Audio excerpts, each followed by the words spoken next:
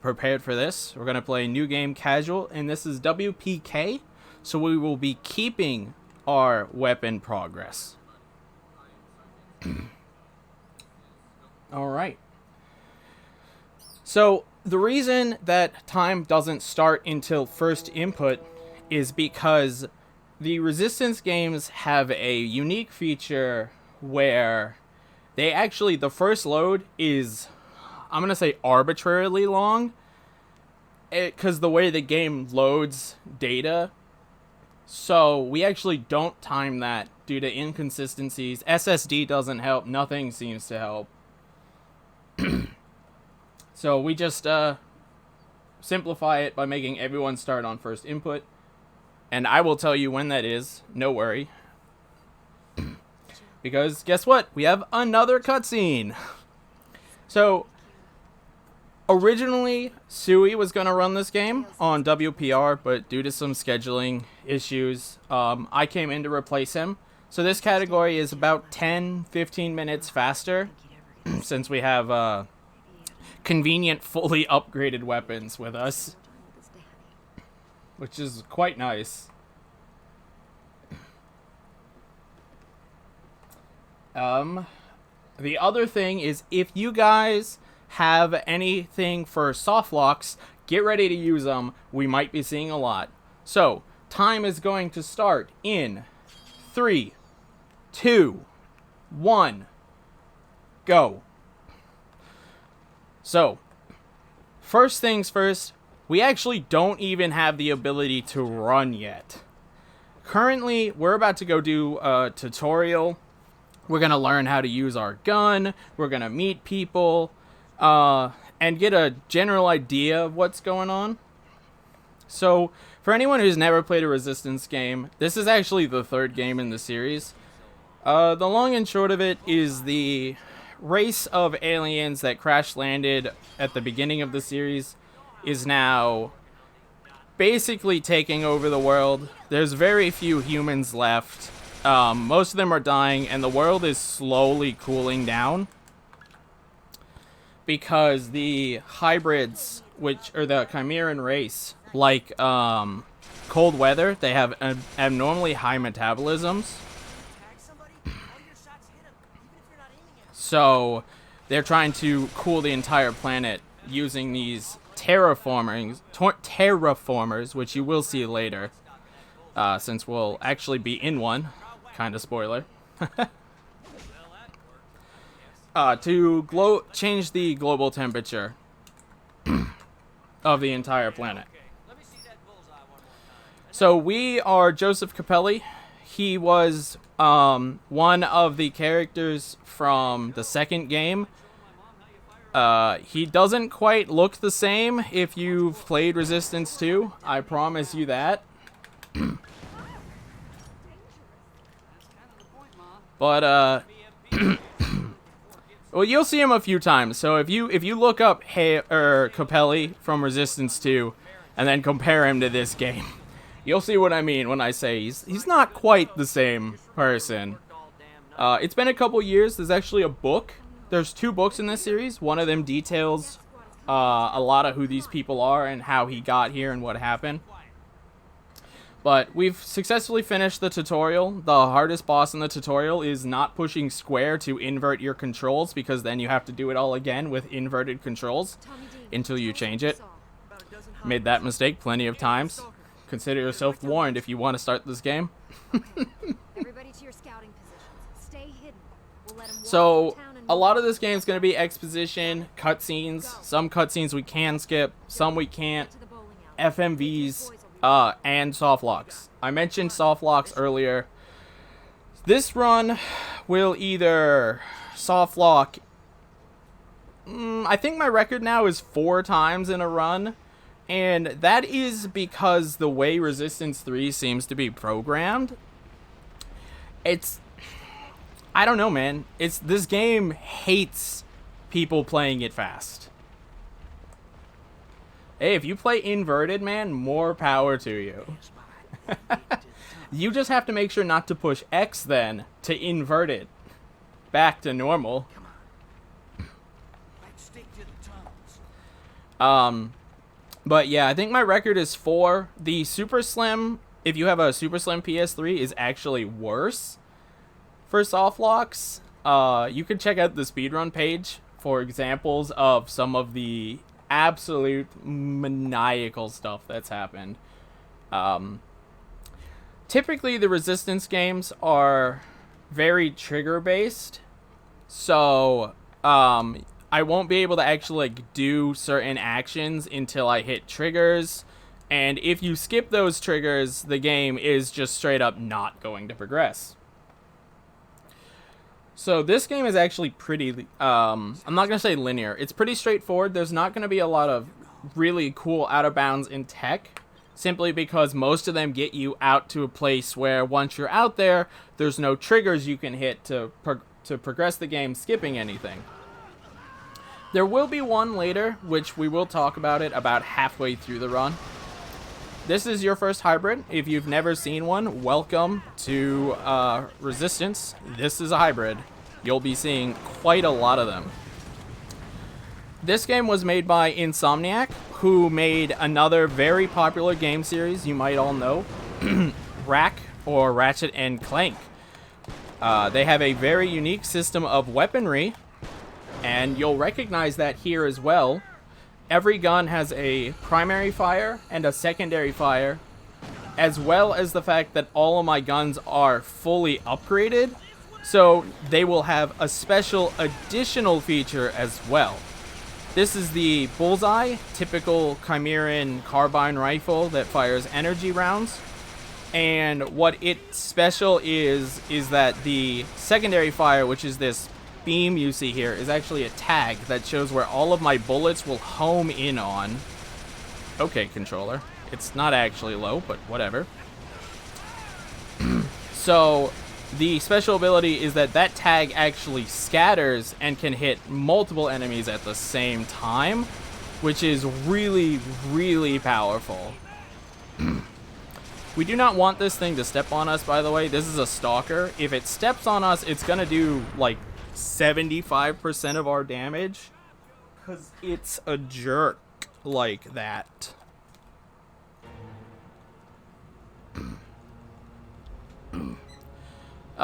That's the only one we're actually going to fight in the run.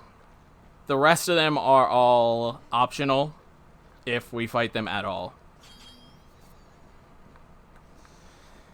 Alright, so you're gonna see a lot of the start of cutscenes, because this game actually loads while a cutscene is playing, so I can't skip the cutscene immediately.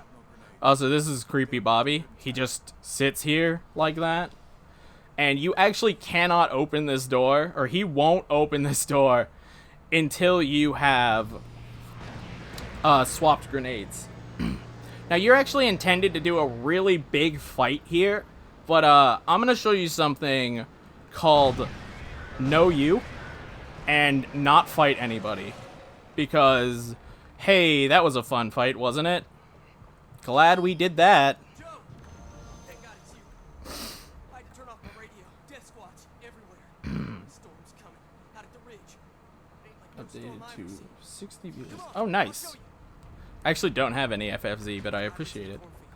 Get ready. So, we're going to take a hybrid out here in order to start combat in this room. Oh, we didn't want that. So there's a grab animation that hybrids will do.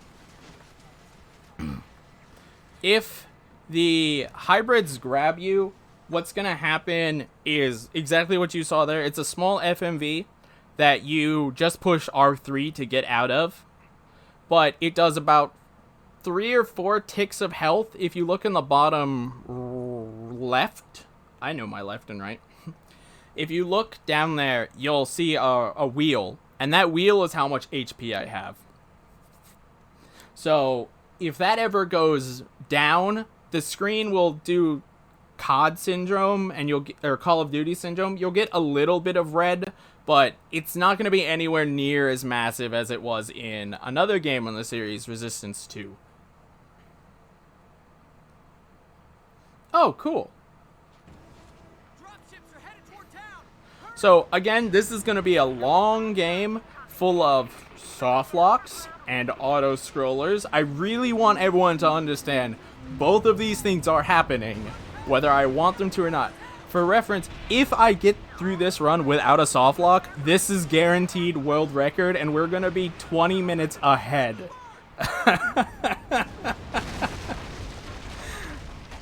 Also, that thing that just knocked that barn down, that's called a Goliath. We'll be seeing them later. They're fun.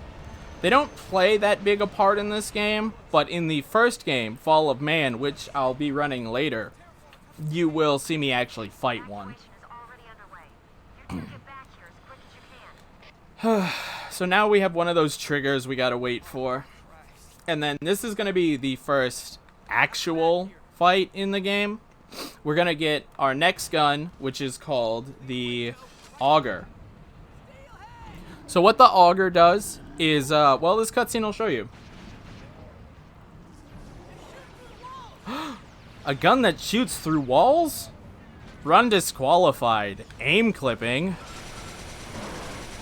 So you really get to see how the marksman shines here with its ability to tag multiple people like that.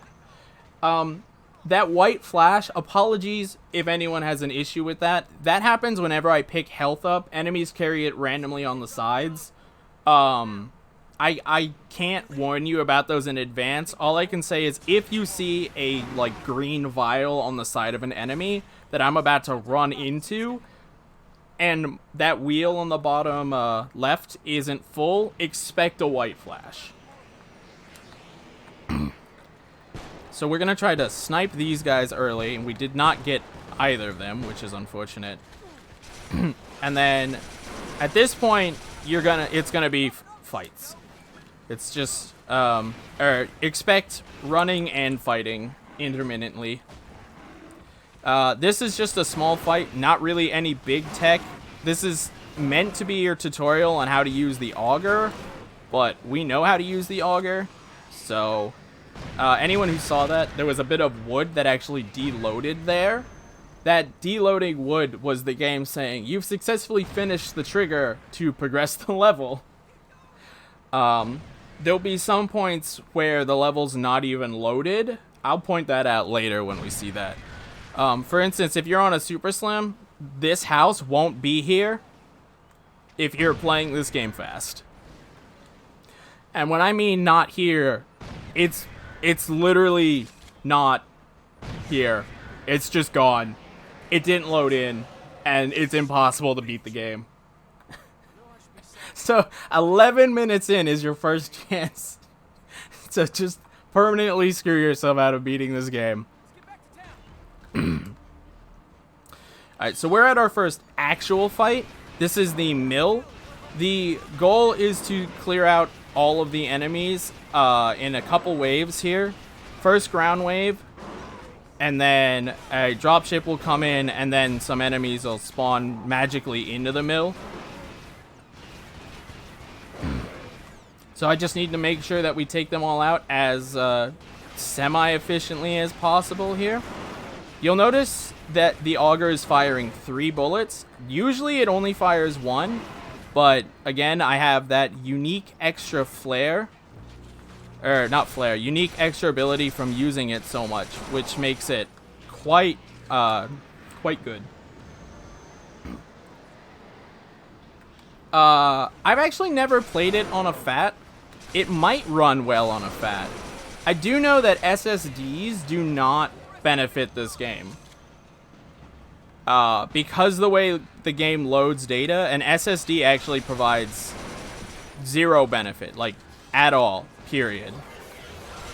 Despite the fact that this is on PS3, and you might say, well, if it's on PS3, maybe. It actually does not offload that much data, even though we're playing on the patch. This is actually the updated version of the game. Normally, you run games on the lowest patch or some middle patch because there's, you know, special things that you can do that are patched out later. All the patch did in this game was make the game consistently softlock less. And Like, I'm not even kidding. You can start a, like, counter on how many times I say the word soft lock. You cannot describe this game to people without using that word. It will be my favorite word when describing this game. Ooh. That's actually not a good amount of health right there. There we go. Hello, Keanu. So this is an FMV, not a cutscene. If I try to skip this, it actually just pauses the game. You know, a remaster would actually be really dope, clowns, but I don't think it's gonna happen, sadly. I think Insomniac, even though they're owned by Sony, is never, I don't think they have any interest in ever touching this game series again, like, period.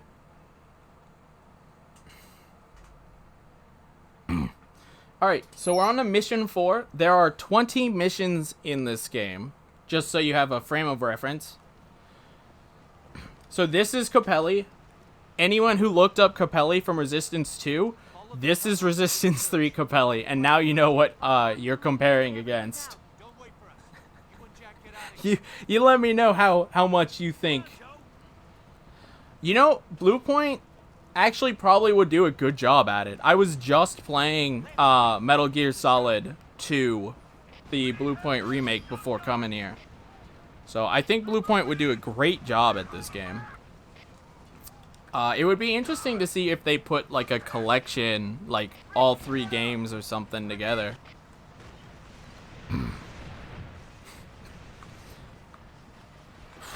Alright, so this is a cutscene that was actually patched. This is Lester. Did you see how he instantly entered this cutscene and did a 360? This is the patched version. In the unpatched, he actually could walk up here and then just sit here permanently and never hand you that marksman. And it would be impossible to complete the game.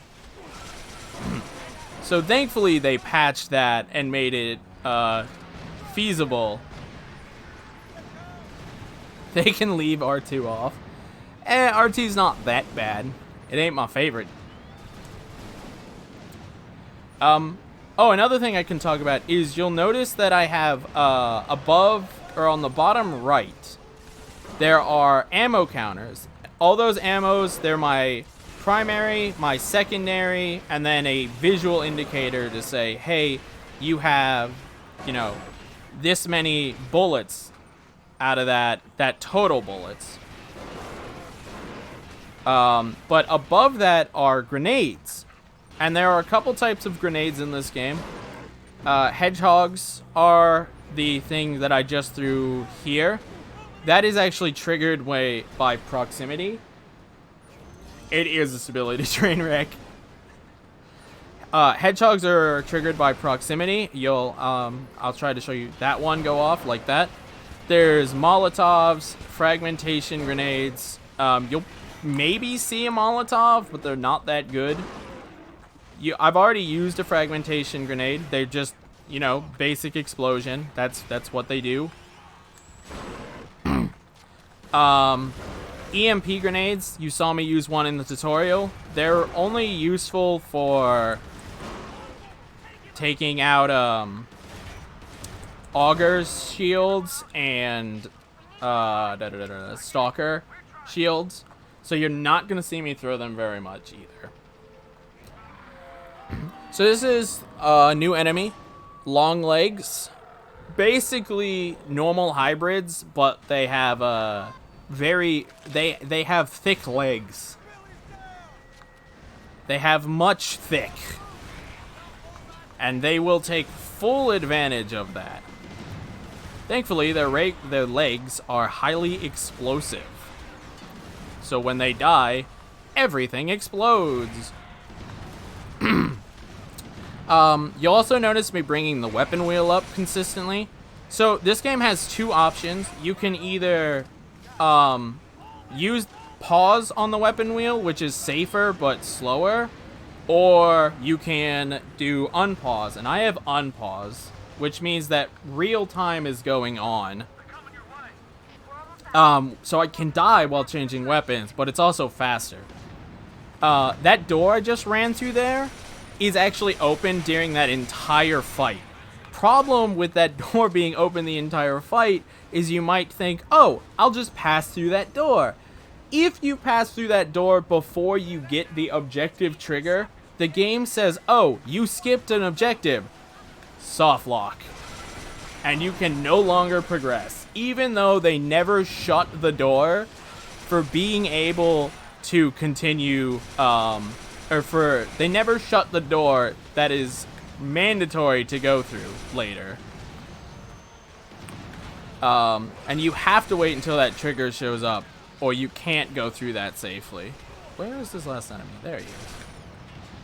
I'm out of secondary. That's unfortunate. Yeah, if you're still here, Muffy, later, I will show you stability nightmares. You will see just how much of a stability nightmare this game truly is.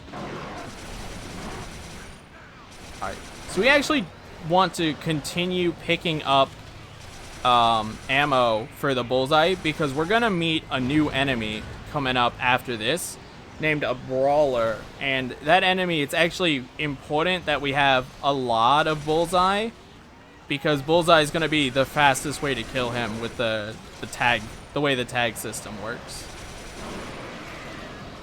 Are you awesome? He had health on him. Also, enemies are more likely to drop health or have health on them if you are lower health. So, the lower my health, the more likely you'll see an enemy have that health on them. Brawlers have a unique feature where if they... Well, not unique. There's another enemy that has it too. But if a brawler hits you, it will actually send you flying away.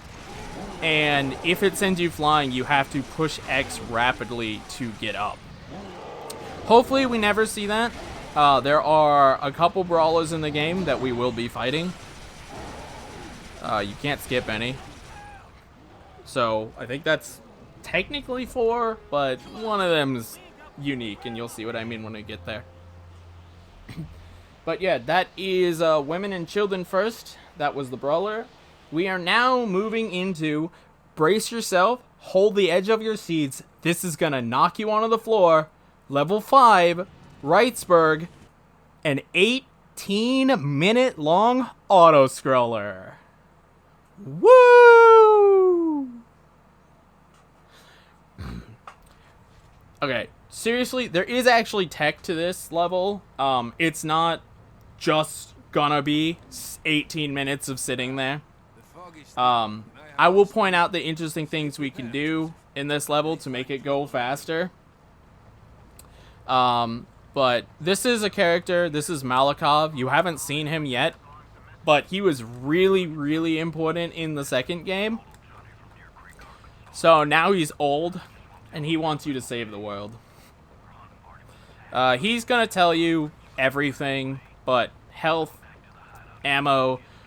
This starting point is time for me to answer questions. If you have anything you'd like to discuss, such as what my favorite hybrid is, what your favorite hybrid is, weapons, etc., we have time.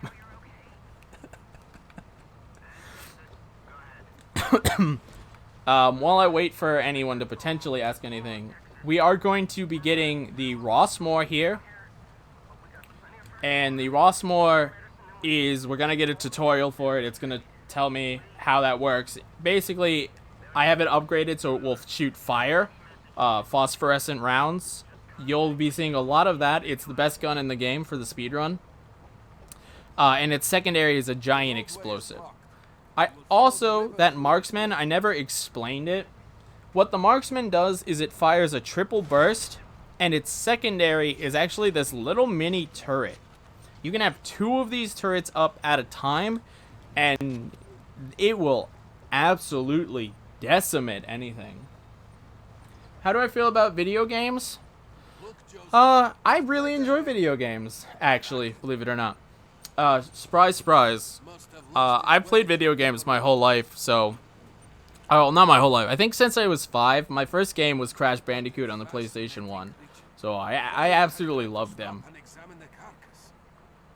What's your favorite Resistance game and why is it 3? Ooh, my favorite Resistance game is 3. And the reason it's 3 is because the speedrun is so good. Actually, the real reason it actually is 3. And the reason I enjoy 3 so much is because it's a very, very good introduction to the series. It plays from a casual perspective. The online was amazing. The graphics are actually really good, in my opinion, for a PS3 game.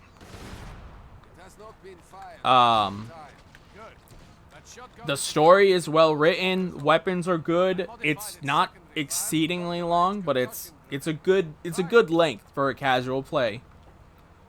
Apparently I missed that with a concussive grenade. So okay.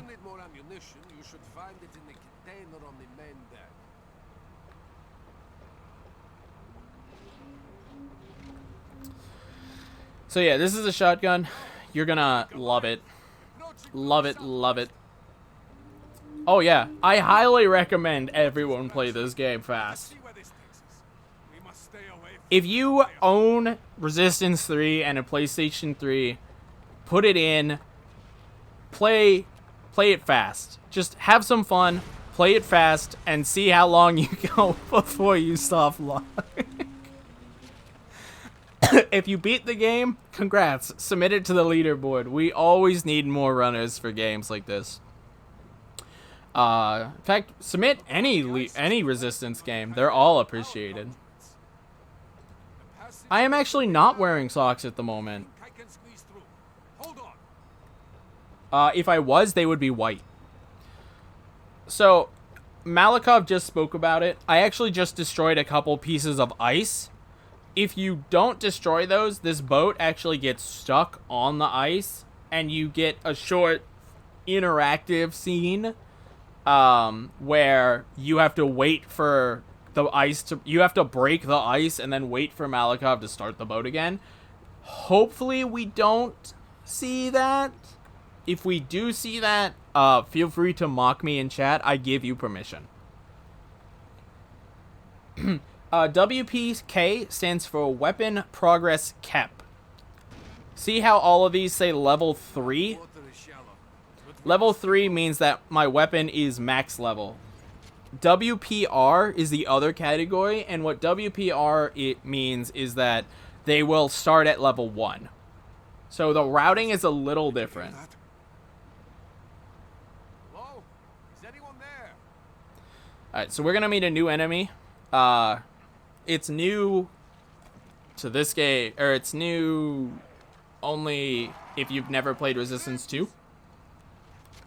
If you have, you know this enemy full well. Because it replaced the Menial from Fall of Man. They're gonna throw things at me, and I'm gonna play a game of Get Off My Boat. Yes.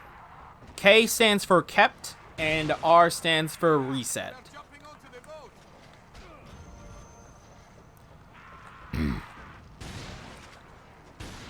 So yeah, if you see a Grim on my boat, feel free to start shouting. This is a long run, so I'm going to get chat engaged. When the Grim gets on the boat, feel free to shout, "Get off my boat," or some other equivalent, as I will try to do the same. Get off my boat. Get off my boat. We need to make the run lively somehow, you know. Hey, off my boat. These are ammo boxes. You're gonna see another one later.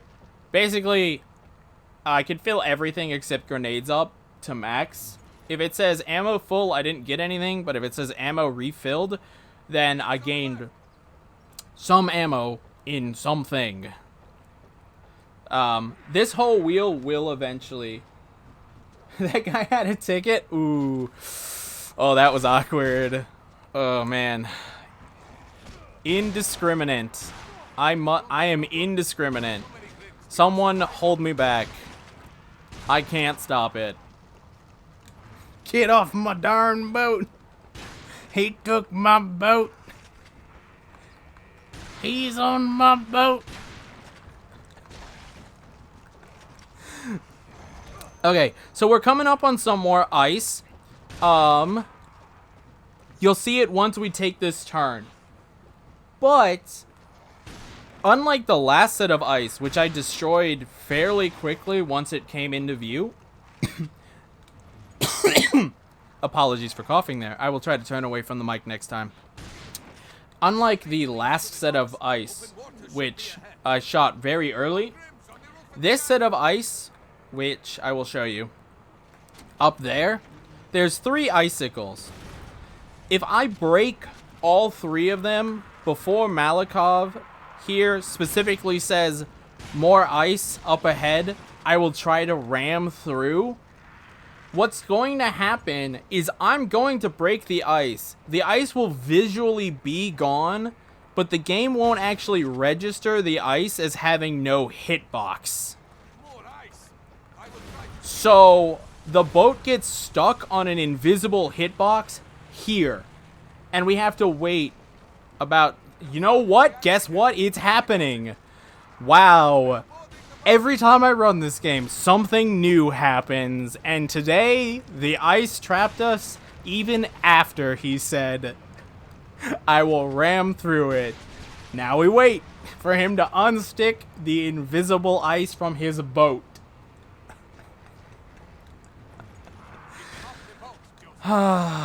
What a good game. What a game. Looks like an Aussie bus line. I'm not Australian. The man who was going to run this is Australian. Hello, Australia. You are probably watching this, a good chunk of you. I cannot speak on Australia, but I will take your word for it, Spring. See, Wildfire? Not yet, actually. Wildfire will be later. There will be Wildfire in this game. Not quite what you think, maybe, but it's there. Thank you, clowns. I appreciate it. Hopefully you enjoy the VOD. Hopefully you'll get some laughs out of it. I'm also going to be talking either a lot or not at all, so I apologize if there's moments of I don't know what to say. I'm just going to drink water. And have some fun. Have some fun. This is actually my first time running this game at a marathon, so I'm super happy that it's being shown. I don't think Resistance 3's been run at any marathons yet. So this is the first time, and I really hope that it impresses everyone.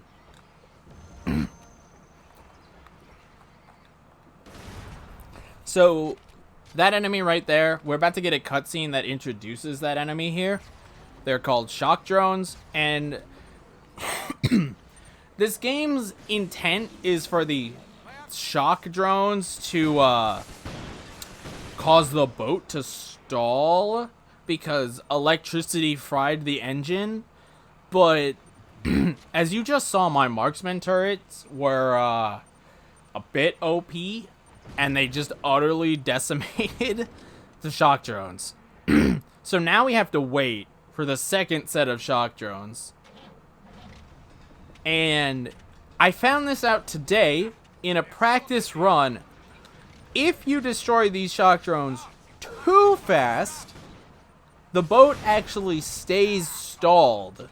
Also, I apologize for the Russian in this game. Any Russian children watching at this moment, watch your mouths. Malikov is not a role model. I will not translate what he said. Feel free to look that up on your own if you are interested. We do have a Russian in the chat. I know because I personally brought him here. Ask him. He will translate it for you. This game floats my boat.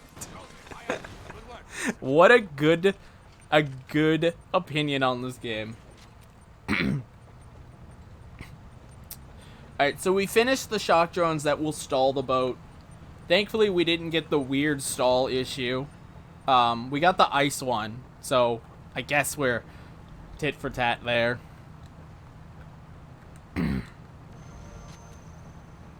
And now we're coming up on like a mini, the game's way of building suspense. We're gonna sit still, and I'm gonna let it happen. Because if I speak over this, it's gonna take the magic out of the scene.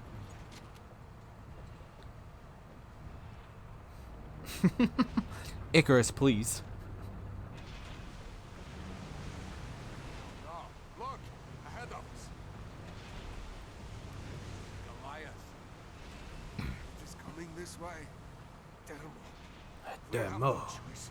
We must stay here and pray it does not take notice.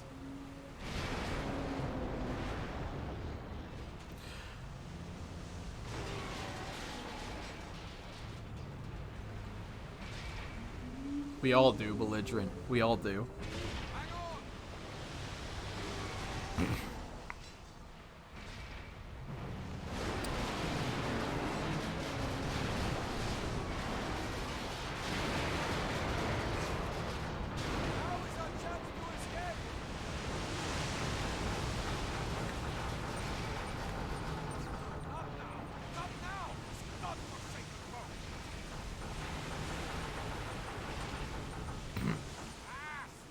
We appear to have someone who might know Russian.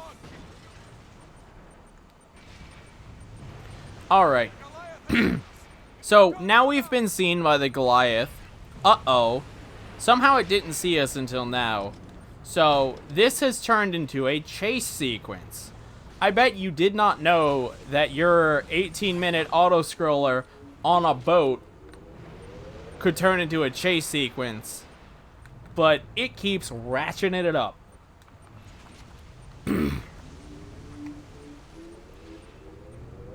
You do have a Russian restream. I think I saw that.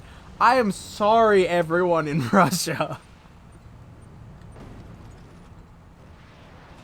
Hopefully, everyone is okay. Alright. Oh, one quick thing I'd like to say. As you're all aware, for those who celebrate the holidays, it is Christmas, and a certain someone will be coming around. There are skill points in this game. One of those skill points is to teach Santa how to fly. There he goes. Well, Santa has officially left early. Hopefully you all are ready for him to show up. Thank you, Hutchie, for the good luck. And now we have returned to the Get Off My Boat simulator, this time featuring long legs. Unlike Grimm's, which only throw stuff, the long legs actually will shoot at me. And them shooting at me can kill me. It shouldn't because we have infinite health, but, you know, it's a thing. So this is the third and final set of ice. Thankfully, we can destroy this set of ice whenever we want. There's no... the game's not going to do anything if we destroy that. In fact, the game actually doesn't warn you about that set of ice. So if you aren't paying attention, you'll just ram into that. And it's kind of awkward. This FPS does require skill. So much skill that I sent Santa flying. Why did I decide to run an auto-scroller? Man, look, we all make bad decisions, okay? Okay? Everyone gets one. Everyone gets one.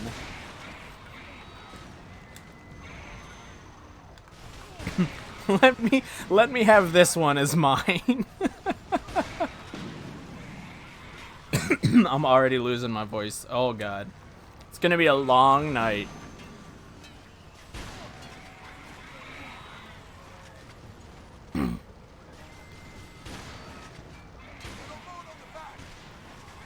Off my boat.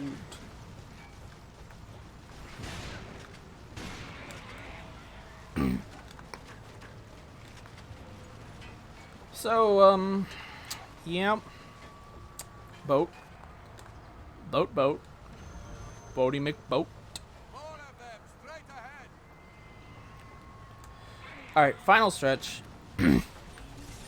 I bet you guys didn't realize that 18 minutes has, 16 minutes just passed in this auto-scroller. The engine is overheating. This boat will not be much But longer.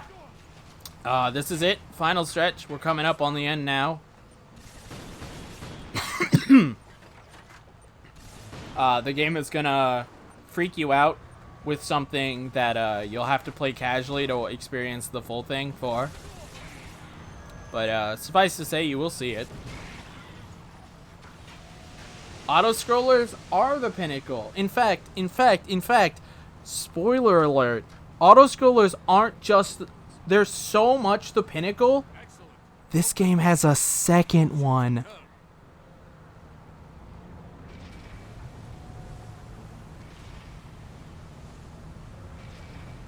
None of these guys have tickets? Whew, I was worried. Alright, so successful boat ride. One accidental ticket holder died. Everyone else, no tickets, rightfully off my boat. Alright, so we got a Goliath, but oh no, there's a second Goliath on the other side. What will we do? So you can't see my splits because I don't have them showing, but just so everyone's aware how much time that ice lost, we're at... Ooh.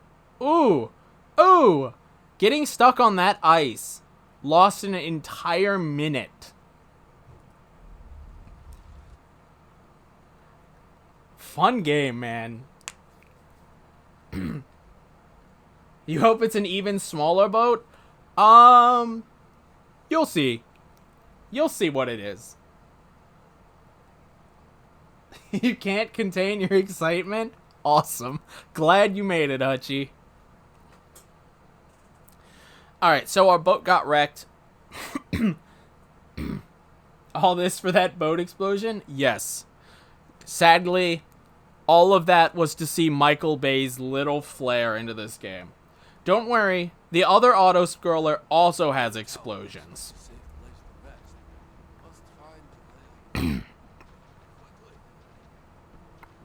So yeah, our our boat crashed. Malakov's injured, and now we need to potentially find some resistance group here that is holed up in the city because we want to get to New York. And the best way to do that at this point, since we don't have a boat to go up the Mississippi, is by plane. And wouldn't you know, we're going to be in luck. Oh, warning. If you guys are afraid of spiders, you might want to look away for about 60 seconds. If you like spiders, keep on watching because we got a giant spooter.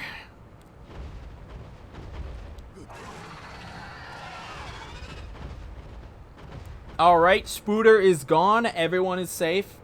No worries about the spooters. He's gone. You're very fortunate. That widowmaker is very extremely dangerous. We must be I know, right? It's crazy, Stripe. Who thinks of these ingenious things? Resistance in resistance? Whoa! Oh man, that Russian restreamer is probably having a blast. I hope he's making this fun. Dude, whoever's restreaming me in Russian, have fun. Have liberty. Alright, so we're gonna pick up something called the carabiner here, so that we can take zip lines, and we're gonna use it a grand total of twice. Because, apparently the devs thought it was good twice. So this is like a little maze.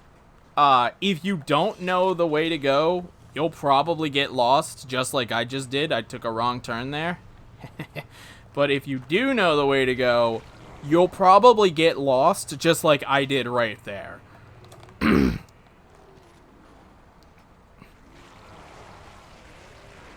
Permission to look granted. Apologies for never speaking. Anyone who is scared of spooters, you are free to look. The spooters are gone. They have been replaced by creepy humanoids that want me to... They want to eat my flesh. I can't make that pretty for you. I'm sorry. Another thing, you'll notice that right there, my camera whipped. This game has an auto lock-on feature that you can't turn off. If you bump an enemy or get too close to him, it will auto lock on, and I mean, that'll happen. So hopefully it doesn't wreck me. It's possible in a bad situation. So yeah, we'll see. We will see what happens. You can actually, all these buttons and stuff that say hold square, you can actually start holding square early. The game is really generous and starts holding square on the first possible frame if you are holding it when you walk up to that. Just give them a little flesh. I don't think I'm gonna do that. They just want to hug me. Yeah, it's a vicious hug. Vicious hug. Very, very vicious hug. So, interesting thing here. On a Super Slim, we're about to go through a load gate. And this load gate, if you get here on half health, that gate actually can take so long on a Super Slim that at half health, you will die opening that gate before entering Chapter 7.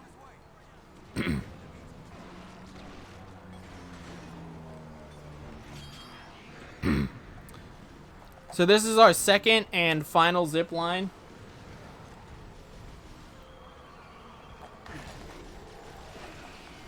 And now we've met some resistance members, and we are going to help them fight off this giant group of hybrids here. Ooh.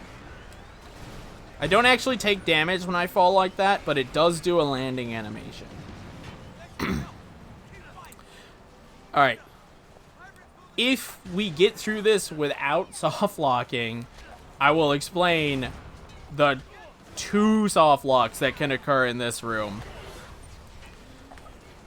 Both of which have happened today already once.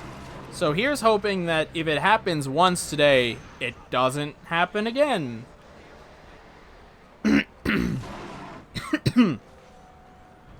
Oh, I need the bullseye. So the new gun I got is a sniper rifle. What it does is, the primary shot is just that. It's just a sniper rifle. The secondary shot is actually going to be a highly charged energy blast that will basically obliterate anything. Like, I'll show you right here. And gone. So yeah, it's pretty powerful, but it's not actually that great. Alright, so... Oh my god, what are you doing? Oh no. Oh no. Oh no. You're not supposed to be there. I'm worried. I'm very worried. So the first soft lock is this guy actually sit here and just chuck grenades at this car forever. That's fun. Alright. And then this second gun is the atomizer. And I'm going to let the secondary fire speak for itself. Basically, think a black hole.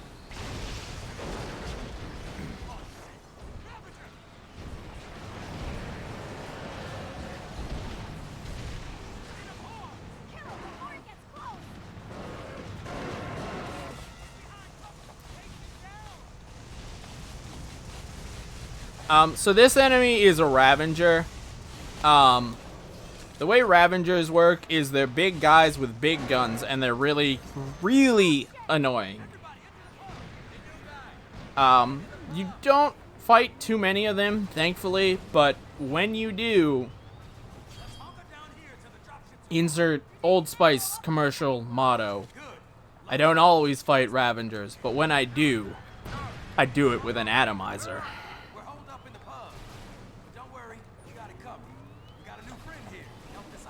Alright, so this is the pub fight. The basic gist of this is guys are going to come from this direction, then they're going to come from that direction. We have to protect the pub. The objectives show doors. If the doors are destroyed, the hybrids or the Chimera can actually start entering, which isn't actually a bad thing. It's kind of faster if they start coming in, but they have a long distance to come. So if we can take them out before they get to me, that's arguably better. Oh, I've also not explained these orange things here. They're called pods, and they do that. When they're hit, they just explode.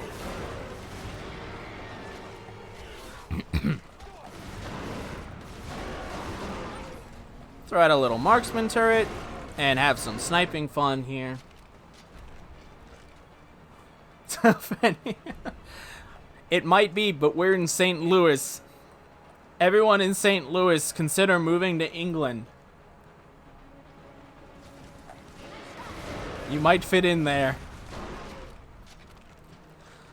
Alright, so we're coming up. Both waves will have Ravengers. This one has one Ravenger at the end. And then the second one has two Ravengers fairly early on. I see 'em. They're moving in from the south. Nice, we got him. Alright, and I got a couple hedgehogs placed down, so these guys should thankfully bump into them, and I don't have anything to worry about. So I'm gonna refill on some ammo, throw out some more hedgehogs. Oh, I didn't even know I needed Rossmore. There's some hedgehogs around here somewhere, but I don't know where they are, apparently, because I didn't pick them up. They must be downstairs. So if the pub door is going to get blown open, it's probably going to happen here when I have to fight two Ravengers at once. We'll see what happens, though. Oh, so that hybrid, you just saw him wave around and explode. On top of headshots, hybrids actually have heat stacks. And what happens with the heat stack is if you shoot it, it will actually pop. Which will cause the hybrid to essentially, imagine rapidly overheating. All of your blood boils and you explode in a spontaneous ball of flesh. Yeah, that's what happens when you break a hybrid's heat stack. Good work, everybody. The skies are clear. No more Alright, drops. cross your fingers for no soft lock. Right behind you. Thankfully, we don't have to do the whole pub fight again if we soft lock, but Over here. we'll see. Okay, it's looking good so far. Come on, we gotta move. It's looking good so far. All we need is the guy with the marker on his head to open this door. Please. Huh? Huh? Let's go, pal. Stay here. Woo! PogChamp! Everyone PogChamp. We didn't soft lock. It actually worked. The game worked. Oh no.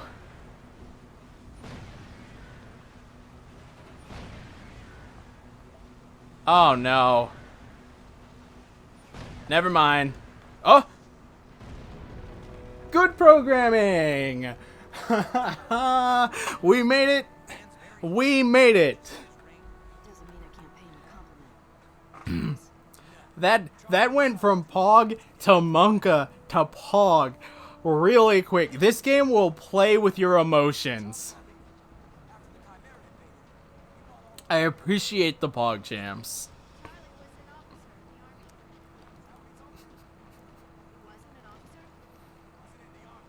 Alright, so we're coming up on the boss fight of this chapter.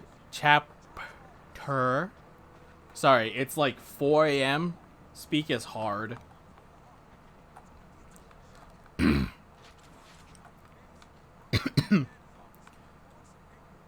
Who developed? Insomniac. This game is made by Insomniac, the same company that developed Spyro the Dragon and Ratchet and Clank.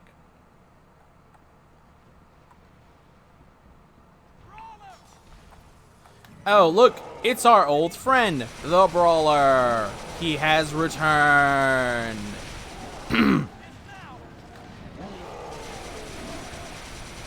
So now that the Brawler's back, we're gonna do the same thing we did to him last time and utterly destroy him.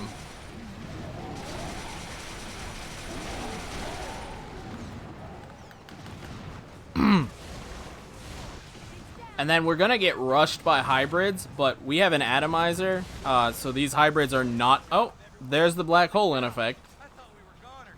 Come on, let's get out of here. Terrible job, fellas. Remember, heck. This is patched.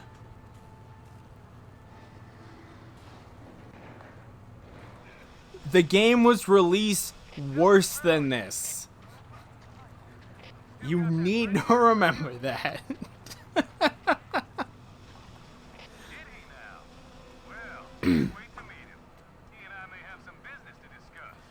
I will say, though, most of it is because I'm playing the game fast.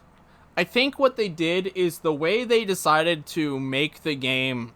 I'm going to use the phrase offload data, because I don't know the correct technological term for it. The way they decided to make the game read its data, I think when you play it fast, when you speedrun it, you're actually going faster than the disk and the system can read the data, which is confusing the game and causing a multitude of issues. Because I promise you, if you play this game casually, you will not see any of these issues. Well, okay, let me rephrase that. You will see less than 10% of these issues if you play the game casually. I highly recommend it. No matter how much I talk crap about this game, I do recommend this game. If you've never played a Resistance game, or if you're looking for a first-person shooter to try, this is a very easy game, very good-looking game. I cannot suggest this game enough. There's a dropship on patrol down by the river, a couple miles away. Alright, so because I've been skipping cutscenes, long and short, we met this group. This is the leader, Charlie, and the plan here is we're gonna destroy a Chimeran dropship, and by doing that, we're gonna hijack its power cell, power that giant VTOL that we were sitting by when we did the pub fight, and fly to New York. As you can imagine, whenever you're in a video game and something goes wrong, well, or when there's a plan, something's gonna go wrong.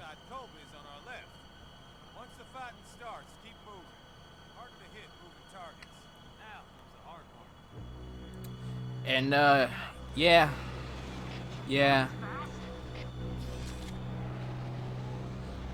So we used that shield drone to put out a relay signal beacon, and what that did is it attracted this dropship here. Shot it with a harpoon, and now we're gonna down the dropship, because we're really good at what we do. Guess what, guys? Problem is... Oh, also, those hybrids, they'll actually survive on higher difficulties, but on easy they die. Problem is, that shield drone actually attracted more than one dropship, and we only had one harpoon.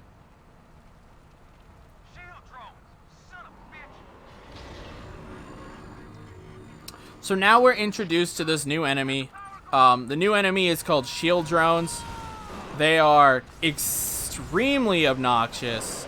They pick an enemy after detecting a hostile. They pick a random enemy and they decide to start shielding it.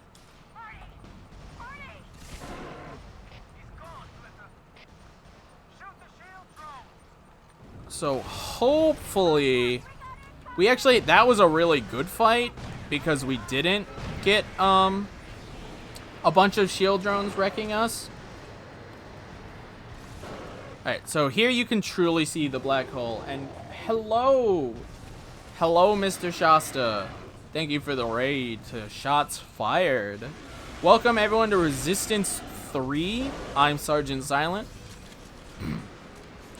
And you're currently watching a steelhead be trapped in a black hole. Alright, so we're coming up on the end of this giant fight, and they introduce Longlegs again.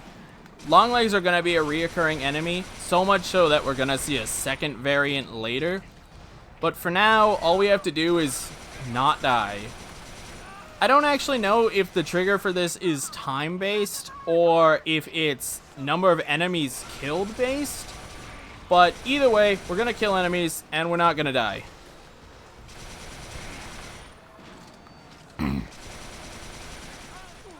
Video games are good. Video games are very good. Some are better than others, though.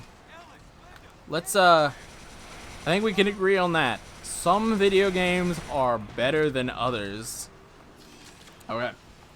So, we have successfully got out, and now we're on an escort. We need to successfully...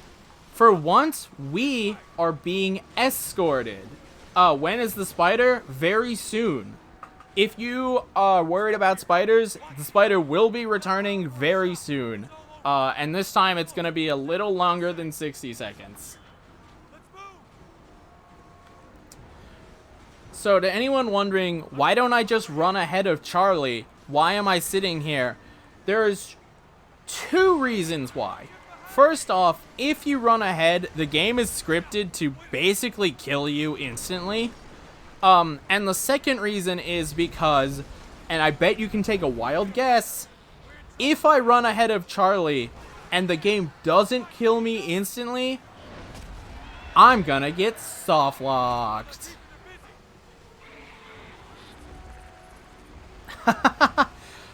So Steelhead's game are the enemies that shoot, they have the augers, the guns that go through walls. They're just named Steelheads.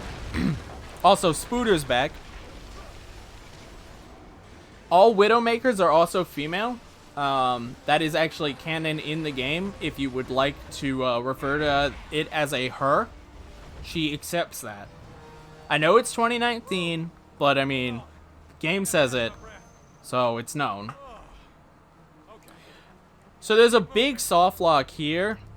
It's possible that some Longlegs land down where I'm looking. If they land down there and they shoot Charlie, it will actually trick the game's logic into thinking Charlie is in continual combat and he'll not be able to progress to the next scene.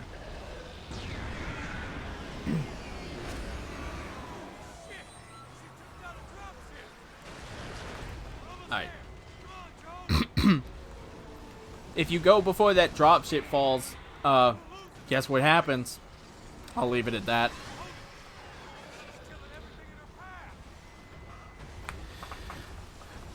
The only reason I'm continually mentioning all of these is because I've lost a run to everything I'm telling you about softlock-wise. Like, I want you to know, if you do want to run this game, what you are getting into. I'm not trying to scare you and make you guys never want to run this game. I'm just letting you know. Because you're gonna be glad I told you and you didn't, and not you found out the hard way.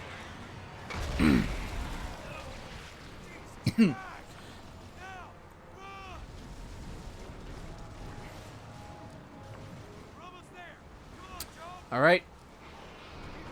So we are nearing the end of the Power Core Escort while being escorted section. Oh, what the heck? Game just...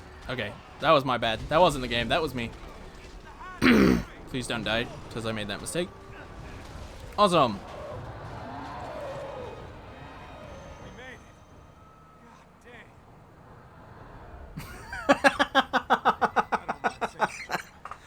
Thank you, Russian Restreamer. I appreciate it. Lulz killer.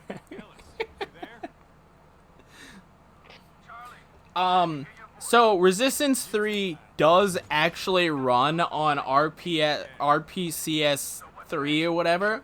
It boots to the main menu, but all of the textures in game are a little not right. Some in a bad way.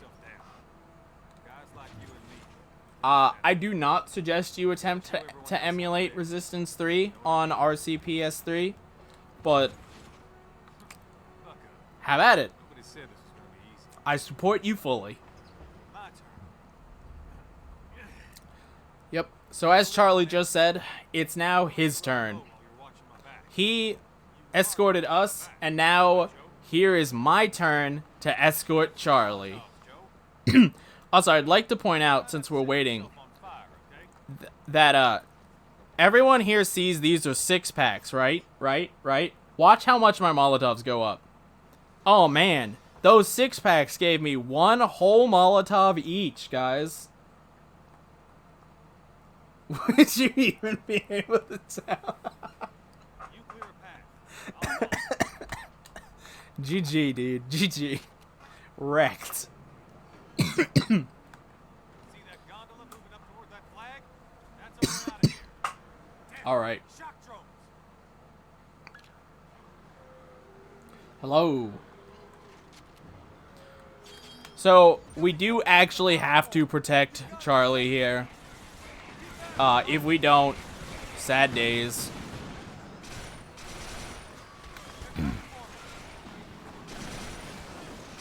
This first fight with Charlie is just going to be kill a couple enemies, and it will make them all flee, like that.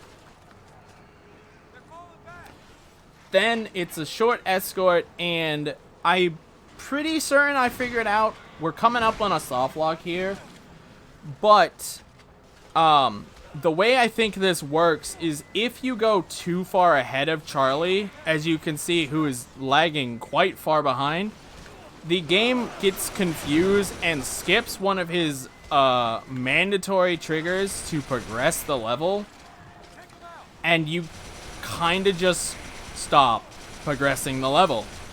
So I'm going to sit here until Charlie explicitly comes over to me for the sake of safety and not losing or not getting a soft lock in the marathon. Oh, there's a one down there. That's why. Okay.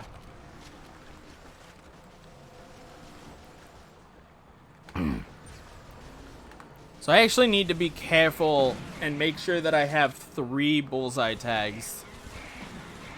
Come on, Charlie. There we go. We're good. We're good. So this is actually a scary fight. It may not look that bad, but these enemies can 100 to 0 your HP bar way faster than you'll give them credit for. And if they do that, it's quite time consuming. Okay, good, he's coming. He's coming. So this is another point where you can actually miss Charlie's trigger, because it's a wonderful game. So I needed to make sure that he was with me, and I didn't lose his trigger.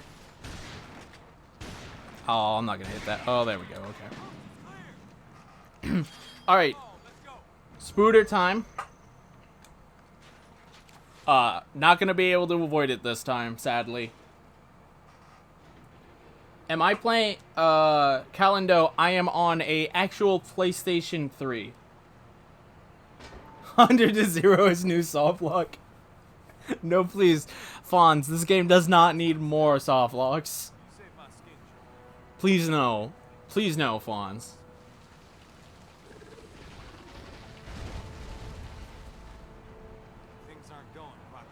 So just when we thought we'd finally made it, oh, well, rip. There goes the power core.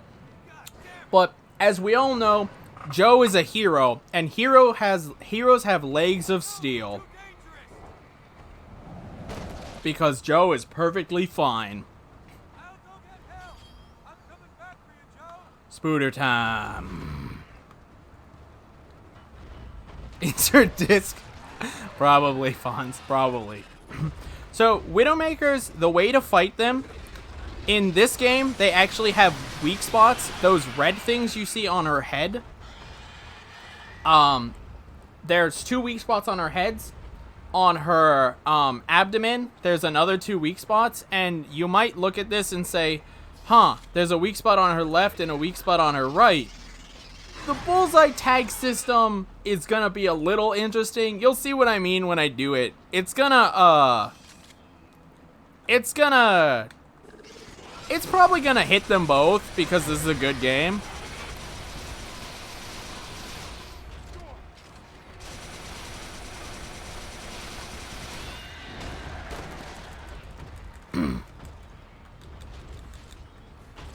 Alright. That's unfortunate, but this is fine. We can recover this. Alright, that's one. So we didn't get the good one where it actually does hit them both, but it can. So that's 2, and now for the final killing blow on a Widowmaker, it actually has 1 more weak spot. We've damaged this thing so much at this point that its insides are going to start falling out. I know that's a bit gruesome, but that's literally what's happening. Oh god, please, fat leapers, please. Fat leapers, please! So we're gonna throw 2 turrets, bring out our auger, drop a shield, and then just wail. So the reason that killed it so quick, if you've played this game, is because the auger actually multiplies its damage by a factor of 1, or +1, every single object it passes through. So when it passes through my auger shield, it's now doing ×2 damage. I'm firing 3 bullets, so that's 3 bullets doing ×2. Every bullet that passes through the Widowmaker's head or its legs, ×3. So that just utterly destroys that Widowmaker.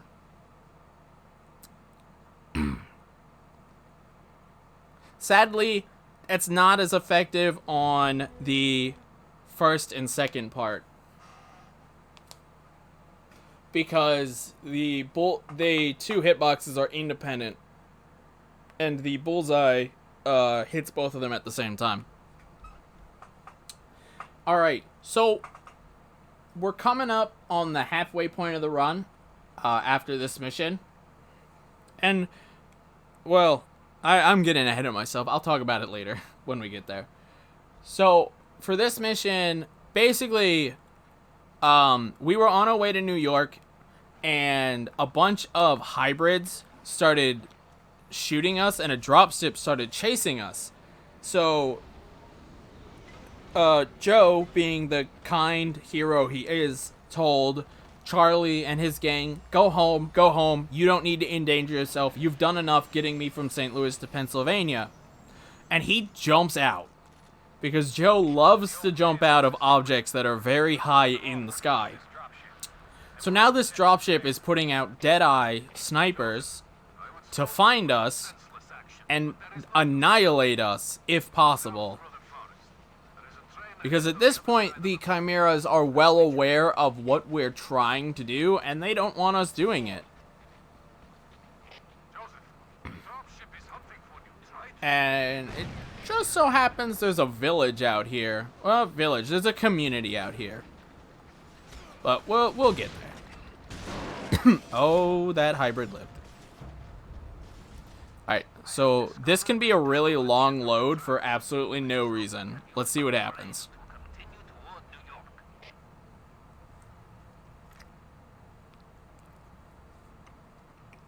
Ah, good. A long load for absolutely no reason.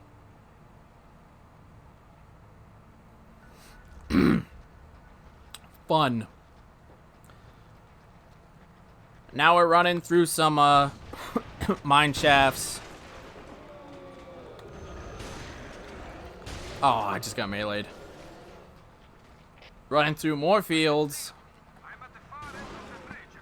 Casually, this is actually intended to be this really interesting sneaking mission. There's a skill point, I believe, if you shoot all of the snipers. Oh, if you get through this without getting shot, there's like a skill point for one of those. So you can, you can have some fun casually. But in the speedrun, it's pretty boring. It's literally just run from point A to point B. And now we're stuck at a trigger. So casually, what's going to happen is a dropship's going to come. It's going to drop off a couple of shield drones. And what the game wants you to do is sit here and wait for those shield drones to see you and blow that wall open so that you can fight this fight. But we're instead going to shoot. And what shooting is going to do is trick the game into saying, oh, he's over there, and it's going to start the fight immediately.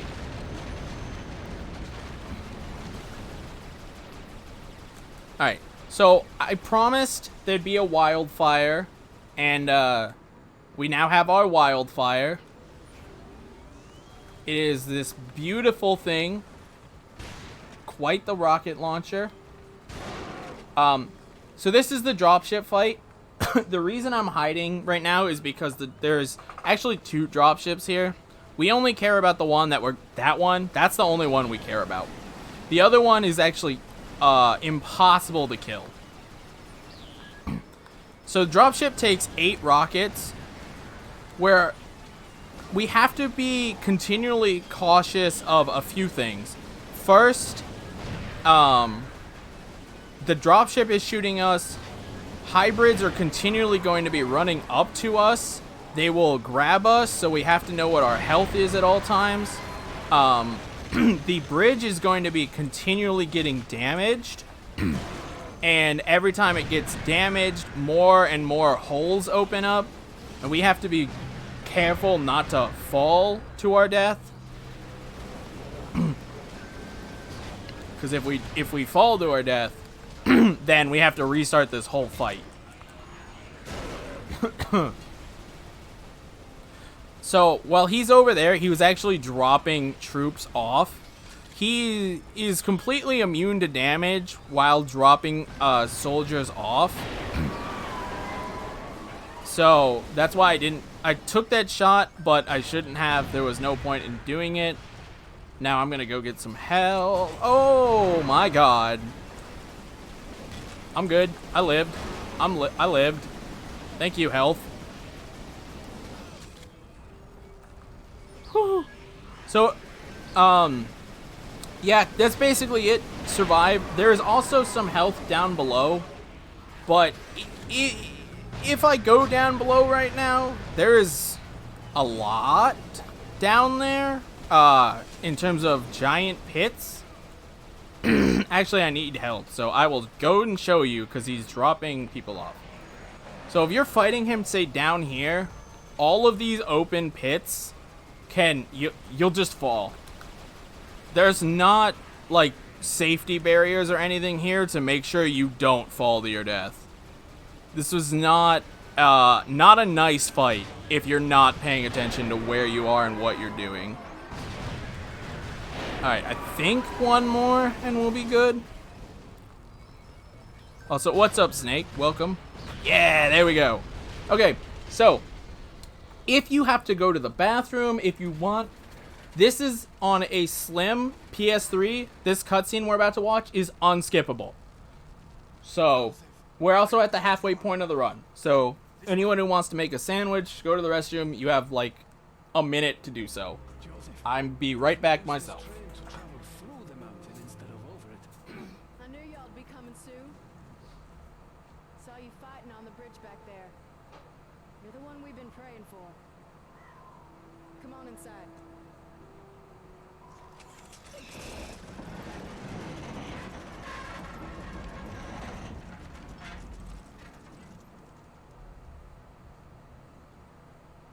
Thank you, Lord, for hearing our prayers. Train. Train don't work. My husband could fix it if he were here. Left 2 days ago to fix the town generator. When will he be back? Should have been back last night.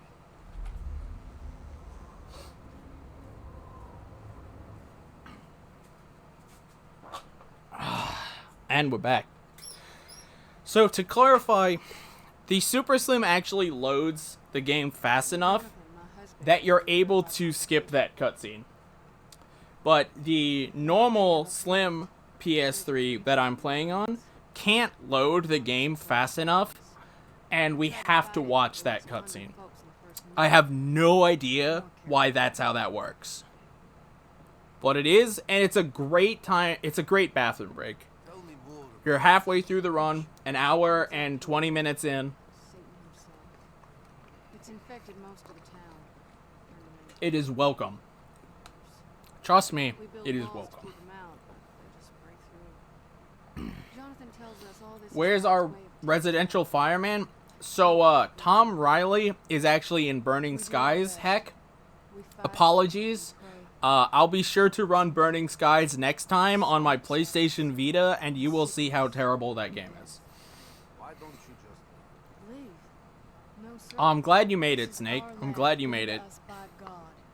If we're meant to die here, As for your pickle and mayo sandwich, I'm so hungry that I would take that and eat that myself.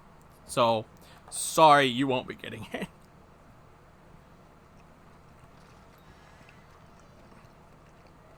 few months back, a group of folks Alright, lost their faith so and decided to leave us. we're coming up on the They made best it half a mile NPC in the outside game. town. This NPC is entirely random. He will have a hat. He will have no hat. He'll have a mustache. He'll have no mustache. He will activate When Jonathan in left, 10 he seconds, saw the creature or he he'll activate in 30. I love my husband, but he's no Place your lotto scratchers now, and we'll see what we get. I personally like the hat with the mustache guy. I prayed for you to come. I believe Jonathan is still alive out there. And I believe that God sent you here to go and find him. Please help us. And we got green hat, but no mustache. Dang. Oh my god, his eyes were like rolled into the back of his head there. Did you see that? So it's actually possible to get onto this ladder early somehow, but it's not consistent, and I don't know how to do it. This is the best I can do. So now we're just waiting for the game to say, oh yeah, you're waiting. Here you go. And let us go. may God be with you? Thank you, game.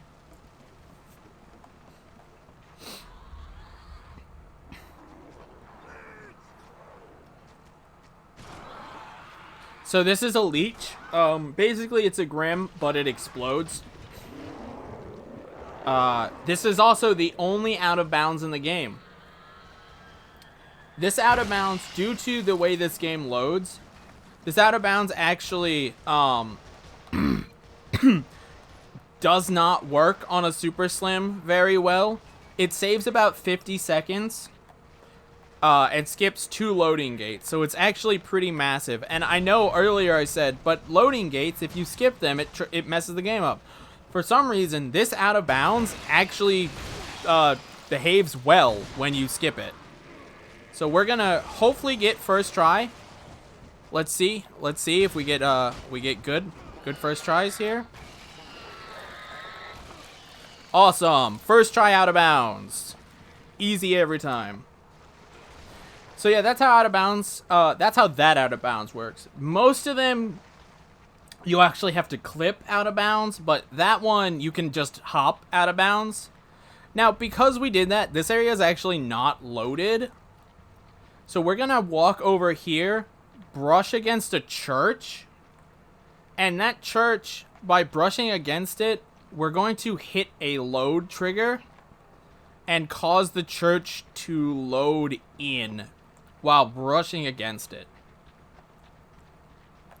Once the church has loaded in, we're actually going to take advantage of the church, jump on it, Oh, okay. Or fall. Thank you, X or cross button. You jumped. That's what I wanted. I said, jump on it and re-enter the level. So you're actually supposed to go through that church, which is a tedious, kind of annoying fight. But, and there's 2 loading triggers, those metal plates that I've been using to get further in. But because we skipped it, that saves quite a bit of time. Cross button. I mean, Sony has officially stated it's not the X button, it's the cross button. What do you want me to do, man? What do you want me to do?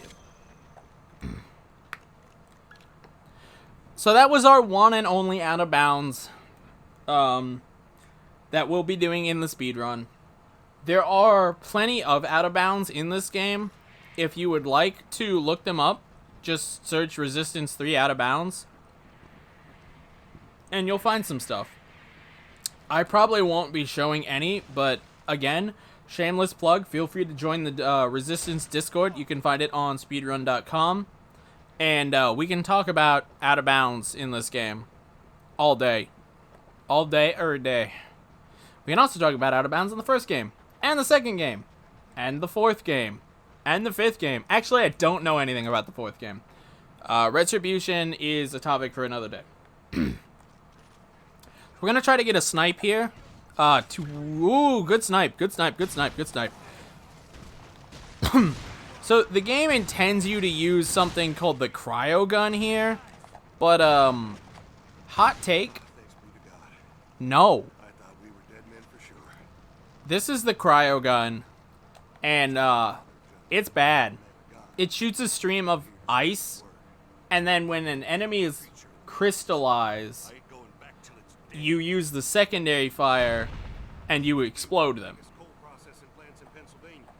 Worked here 12 years. Also, this wildfire that I picked up, primary is a rocket that has a bunch of small, like, mini homing rockets off of it. The secondary fires like a cluster bomb thing. I'm not gonna use it because it will kill me, but you'll see it later. It's cool in concept. It's not cool in use, sadly.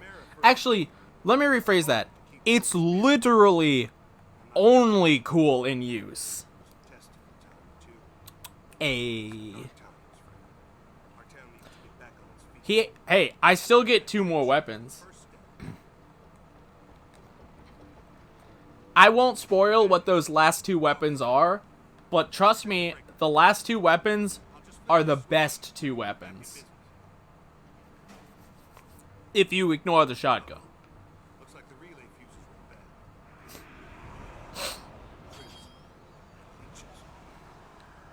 bad. Alright, so as with any game that's exceedingly long, we have another trope. We had the escort mission, now we have the base defense mission. But the base defense mission is to defend this guy here. So, we'll be here a little bit. It is possible, I found this out today, for these Grims to get stuck underneath this platform. And if they get stuck under the platform, expect to be here an extra 30 seconds. The main goal is to not let them grab him.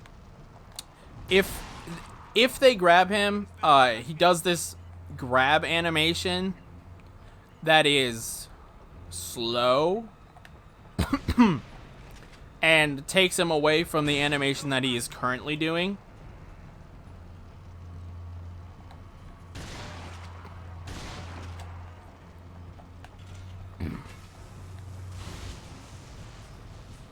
So, if we get through this without him being grabbed, then we have a really good base 1. Because you never need, or it's never just one base. It's never just one. There's a second one. Do I get a rocket launcher that shoots burgers? I don't. That would be kind of cool, though. I would like that. I don't know how good it would be, but I'd use it. I would absolutely use it.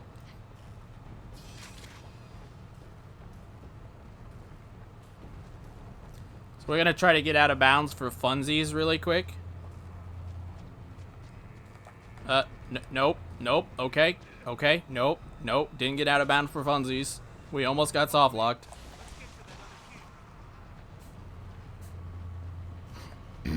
And now,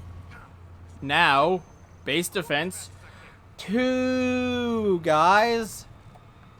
Did you expect the second base defense? Did I give you enough heads up about it? Because if not, woo! Base defense 2. This one's thankfully significantly easier to do because you have 3 atomizer secondaries, and as you can see, the atomizer secondary just absolutely cleans up. Like, these enemies don't stand a chance with this.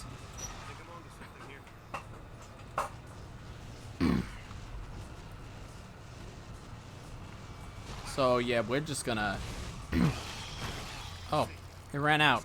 I guess we'll do it again. I know, right? This game is pretty, dude. It's pretty, and despite the fact it does have its slowdowns, I'd say it arguably runs really well when it runs. I'm sure you all know that game. This game looks awesome when it loads. When it does anything. Cough Red Dead.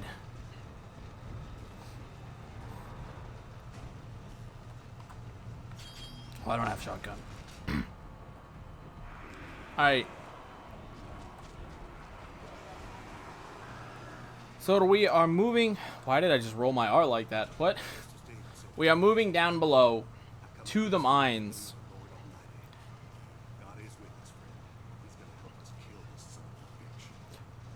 So, we're gonna meet Satan. Satan might not look like what you were expecting. But, he is 100% Satan. Satan is, a boss who will instant kill you in one hit if I let him touch me. Red Dead.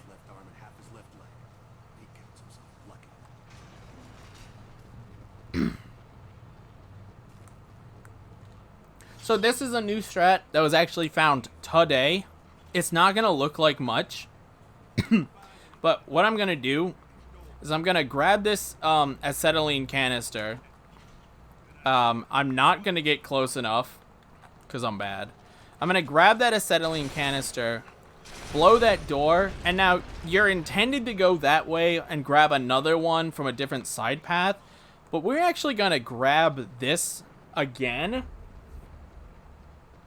and then walk into this tunnel.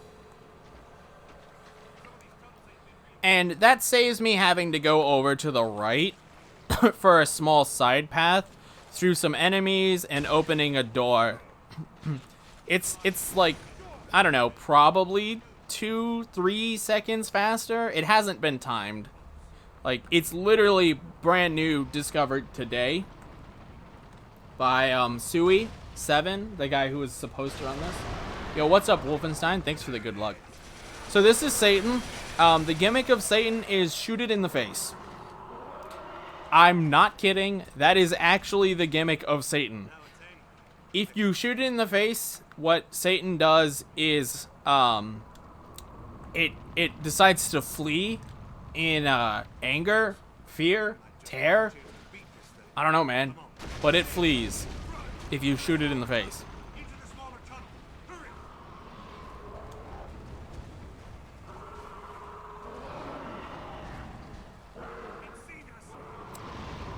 As long as it cannot get into the room you're in. If you and it are in the same room, do not shoot it in the face. it will not care that you are shooting it in the face. It will walk up to you and step on you. And when Satan steps on you, you die. Get out of this cabin. Find a smaller tunnel. Come on.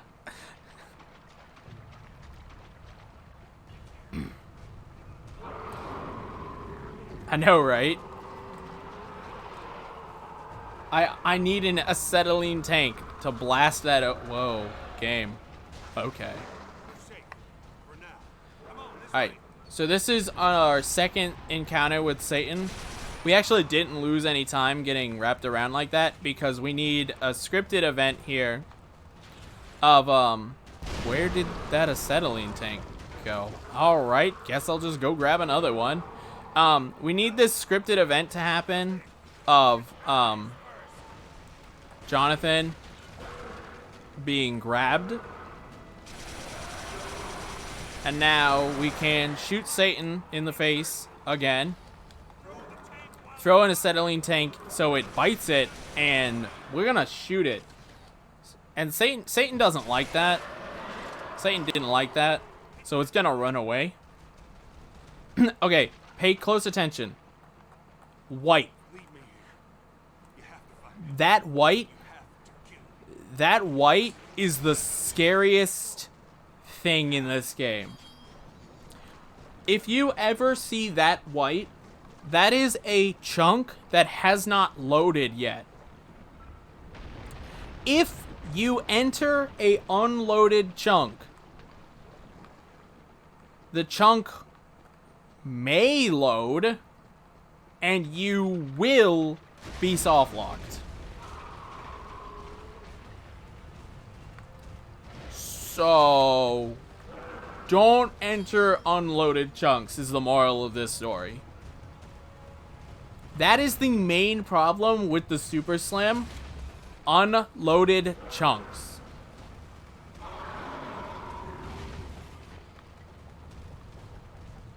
So we're running from Satan right now. You can actually take that tunnel I just did without entering either of the two side tunnels. If you do that, though, Satan is going to be on your butt.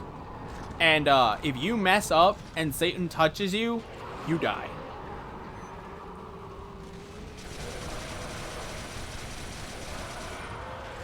So this is just a little timed thing. All we have to do is make sure Satan doesn't reach us as we run away from Satan.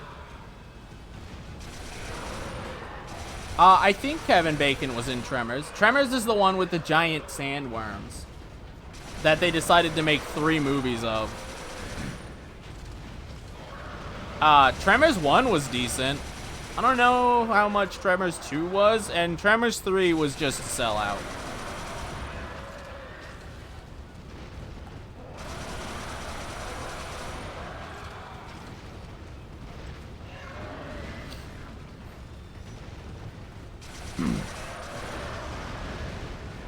There's a lot of dying in this game. Jonathan's fine. He's not dead. Alright, so this is Satan. We're actually going to fight Satan now. Satan has jaws of ridiculousness and can grab acetylene tanks from the side. We're just going to sit inside him because this actually has no hitbox to get into the into the elevator. And now Satan's going to pull himself into this room. And if you are squeamish, I do suggest you look away. This is going to be a little gory. Just as a heads up. And with that, we're going to defeat Satan. Who'd have thought Satan would be so easy to kill?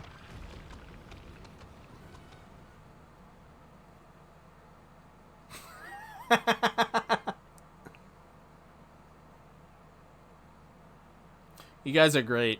I appreciate all the commentary, all the fun chat. Okay, so I promise you all. You can look back now. The fight has ended. I promise you all a second auto scroller. Someone here wanted a boat. It's kind of a boat, but it's an on-rails boat that goes on land. So, yeah. We're on a train boat.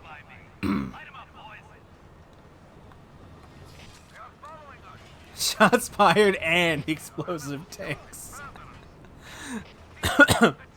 So, thankfully, this auto-scroller is only 11 minutes long. The game is nice. Ow. Don't do that. That's bad. Don't do that.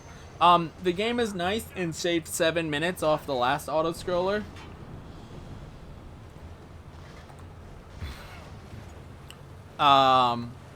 But it's still an auto-scroller. And there is still tech that we have to do for this one. So this new gun is the carbine. Anyone who's played Resistance 1 will know the M5A2 Folsom carbine extremely well. It sucks in this game. It sucks in this game. The main fire is what you'd think. Secondary fire is a 40mm grenade. So, I personally think rocket launchers are better for trains, so we're gonna use the rocket launcher. Hey, we actually don't have to kill any of these guys.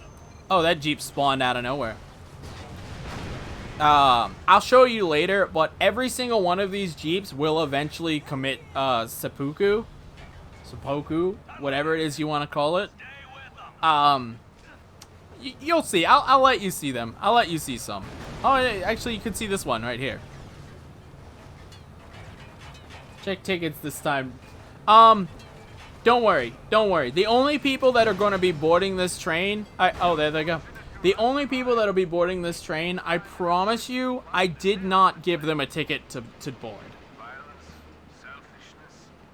Fake bubble noises, so I feel like we're on a boat.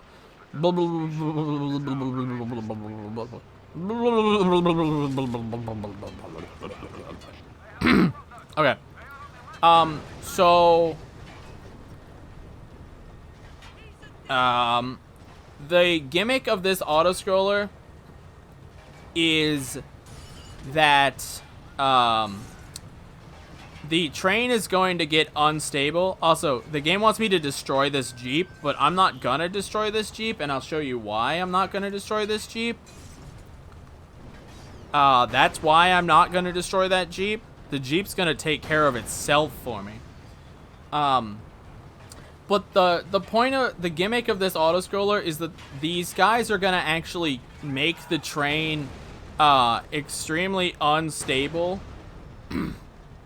So I'm gonna have to release these train carts when the game says, hey, it's time. So you might actually see me just staring at the train for a little bit. Don't worry, it's fine. I don't have a problem. I just like trains, and I like not losing time. You also might see me not remember when to correctly let a train car loose. Don't worry, it's fine. I like trains. I like trains. Alright. So, this is kind of a new enemy. They're these yellow trucks that drop off a bunch of people. Now, these guys do not have tickets. Trust me, I verified first. None of them have tickets, and they're about to get on my train. And I'm not going to have that, so I'm going to make sure they don't get on my train.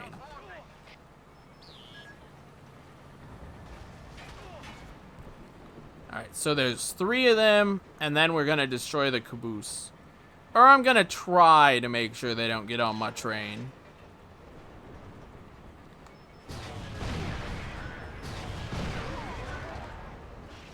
I'm gonna go get health. As you can see, the rocket launcher has a chance to do a lot of damage to me. Off my train, dude! Alright. So, Caboose is gonna need let loose in a couple seconds. After this bridge So we're just gonna let it loose ASAP. And there goes the caboose. For some reason, Michael Bay directed this train. I don't know why they let Michael Bay direct this train, but I mean, hey. Okay. So these guys also don't have tickets, and they think because they also have legs of steel that they are able to jump onto a moving train. Some of them can even fly on the moving train, and they're just casually allowed access. But I have to disappoint them and tell them to get off my train.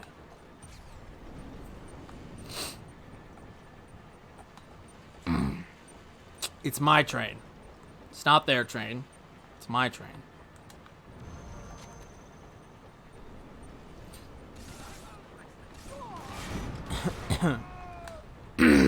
So the next car that we're gonna let go is gonna be after this tunnel system, and it's actually going to be the ammo cart. So now we can't fill up on ammo anymore. The ammo we have is what we have left to beat this auto scroller with. That may sound scary, but you might notice how much we have. It's fine. It's a train boat. It's a train boat. It's a boat train. It's a boat train. Train boat. Boat train. I apologize. Thank you for correcting me.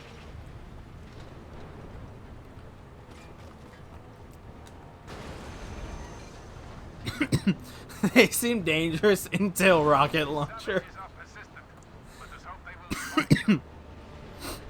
Okay, so if you'll notice on the bottom right, it's telling me when I get ammo and checkpoints and stuff. Coming up, we're gonna get a checkpoint, then a cutscene, and then a checkpoint. And the only thing that happens is we see a bunch of spooters.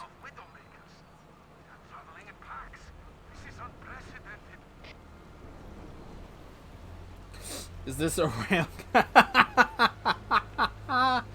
Well played.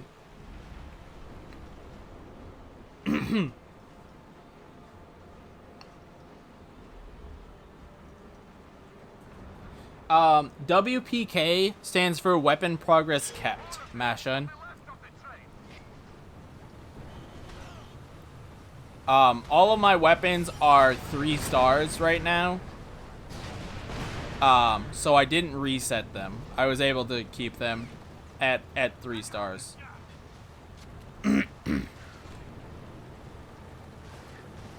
Alright, so we have another set of yellow drop-off vehicles that we're going to try to not let drop off onto my train and fail, unfortunately. Sorry, my train boat. I know what I'm driving.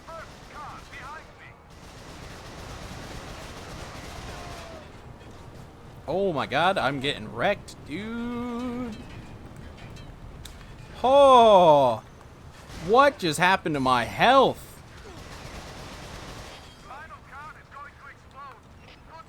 Oh, dude, I'm surprised you guys weren't screaming at me like, health, health, health, health, health. I almost died.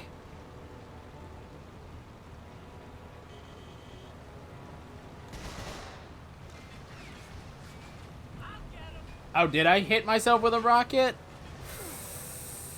That's why you don't use a rocket launcher on this mission, because you do that.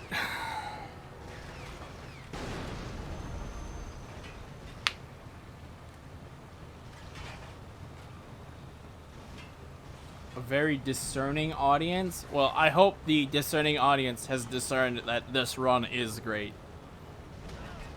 Rockets to the face do hurt. I can show you later how much rockets to the face hurt when I accidentally rockets to the face.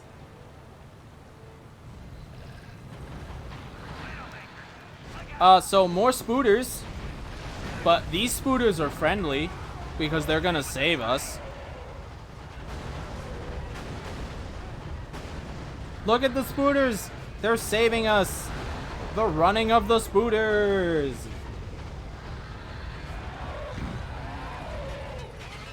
Yeah, I love the Resistance series. Unless the Resistance game is 2 or Burning Skies.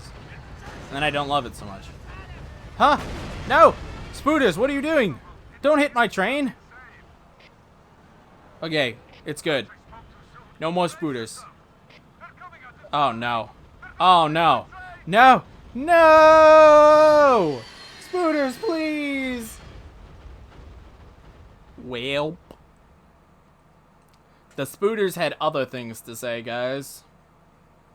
Spooters had other plans.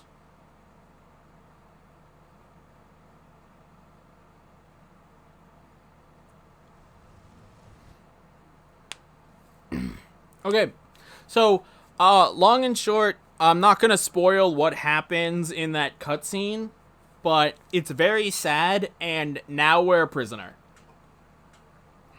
We have been captured, and we're going to be put in a jail / gladiatorial arena. Also, anyone who plays Metal Gear, listen to this. You'll love what you're about to hear if you're a Metal Gear Solid fan.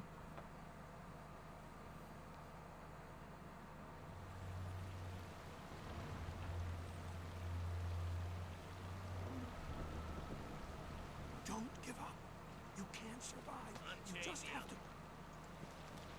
Yes, Vic. Anyone know who that is? If not, I promise you'll get a second chance. No one spoil it. Don't spoil it yet. You'll get a second chance to figure out who it is later. Welcome to the pen, boy. And then you guys can take your guesses. So, we had 2 weapons left to collect. This is one of them. It's laying right in front of me on the ground, and it's one of the best weapons in the game. Because it one-shots everything.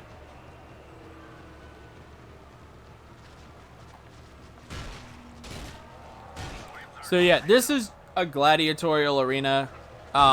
We have to fight scripted waves of enemies. We're hoping for good enemy spawn locations. The Grims are always going to be the same spawn points. But after the Grims, we're going to fight some human enemies. And the human enemies are random. We're going to try to manipulate them into spawning in a specific spot and see if we can get it. They're going to pick 2 balconies at random to hop down from. That hammer's a bit gruesome. So hopefully we get this balcony and the one we're looking at. Okay, so we got the first good balcony. Oh, hey, do. And we got the second one. Okay, so that's really good. The humans are going to drop exclusively from these 2 balconies. So we can just run back and forth between them, continually knocking these humans down. Because this fight ends once we kill the last human. There we go. And that is To the Lions. A fitting name for a mission. Why don't the humans kill Chimera with a hammer? So what's going on here is this guy is actually a very evil guy. He's basically a ringleader of like a mafia, and he's extorting everyone by making them play games. They're like a gang. He's not a good guy.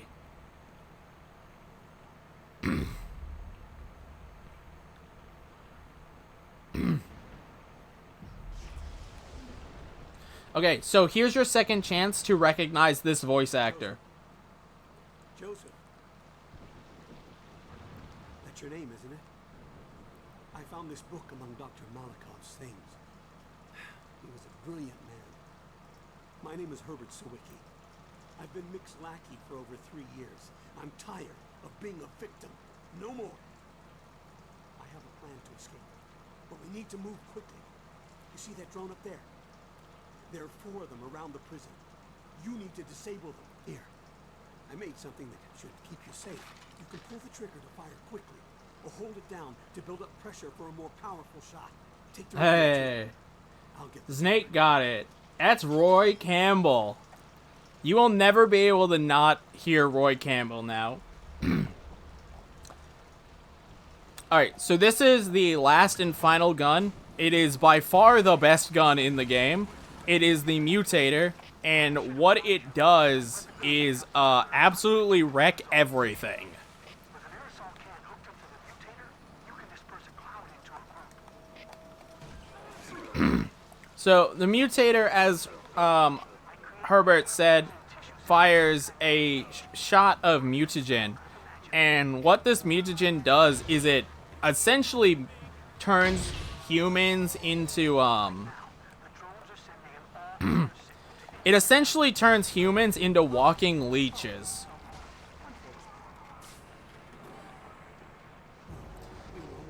And leeches are fun. Be more careful. Leeches are good fun. I can open up the security doors from these stations. Follow me. I'll open up the showers wing for you. This is Okay. central control So I haven't said the word soft lock in a while, but we might get one, depending on what happens here. A really unfortunate soft lock was discovered the other day, where an upcoming mission an upcoming scene is just not going to progress, and I have no idea what causes it or how to fix it. So I'll let you know when it might happen. Cross your fingers when we get to that point, and we'll see what happens. Roy Campbell has lost a lot of weight. Yeah, man. The drone should be up on a catwalk at the far end of the room, but you'll have to So we're gonna pick up my shotgun, the shotgun, and we're actually gonna try to make a cycle here. If you get shot on a ladder, the game will actually drop you like that. And the goal was to try to make a cycle so that we wouldn't get shot going up this ladder. Unfortunately, we didn't make it, so we had to fight some enemies.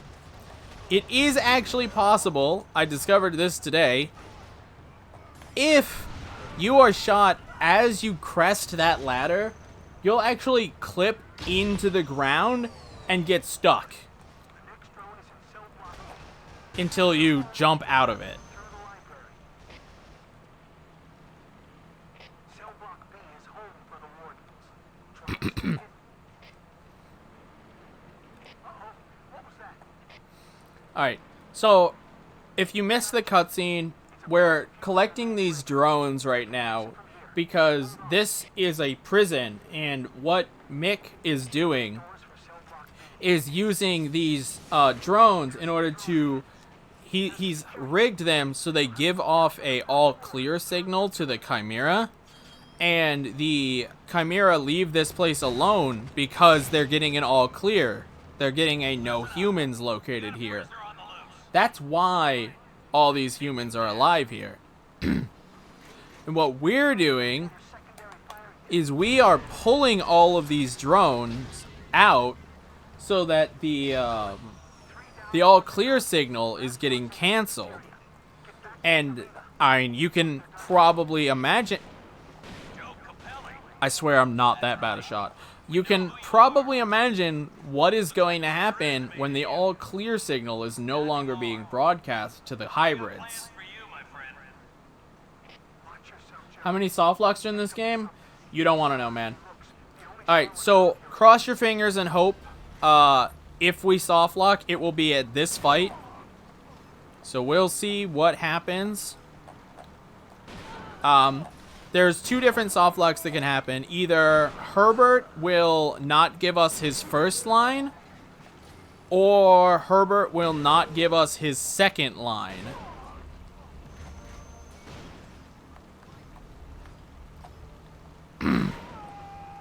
So the first thing is, there we go. That's the first line. We wanted that line.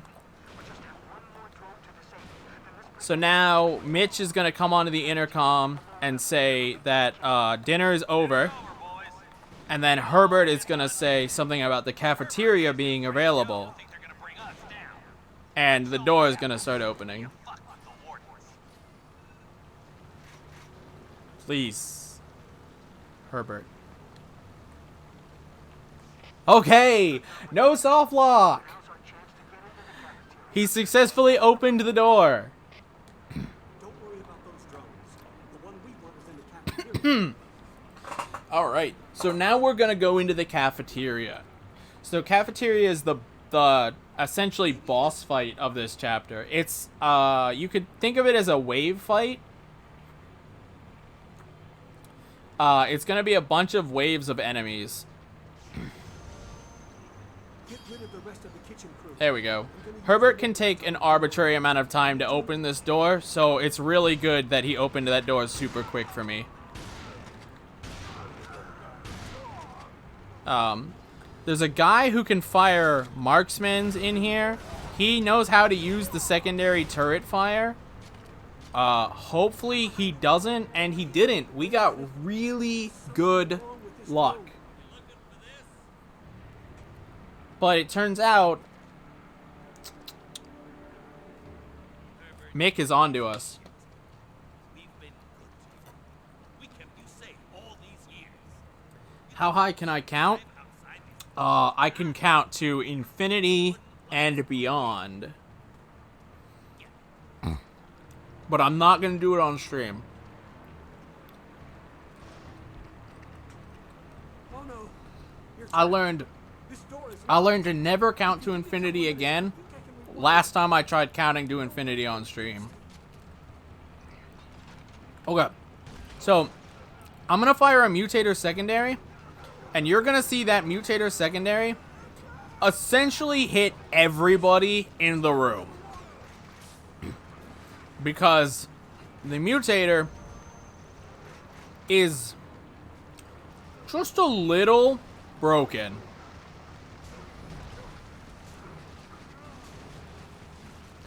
Just a little. So when that smoke comes out, this is wave 2.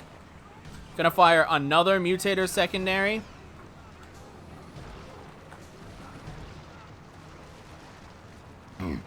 And that's gonna stop the second wave from coming. I designed a secondary fire to work on large groups. Alright. So now we're coming up on wave 3 here. So I'm gonna fire another secondary, this time at my feet for safety.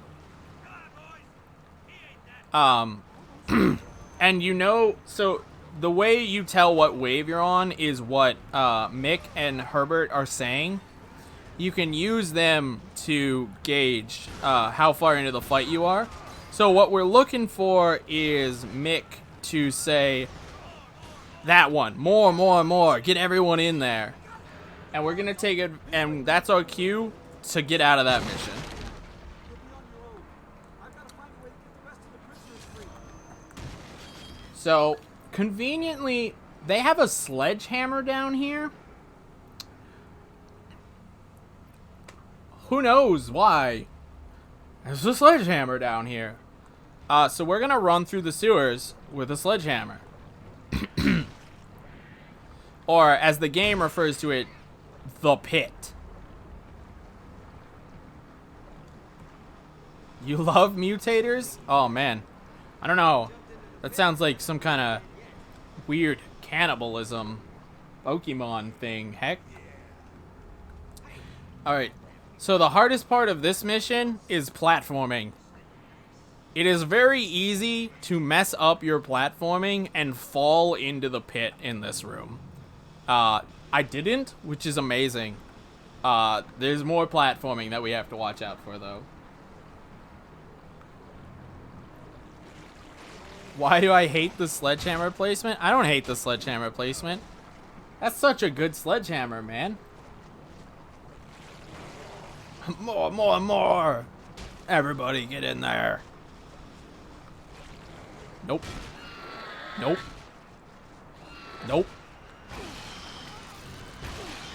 Ow. Oops, wrong way.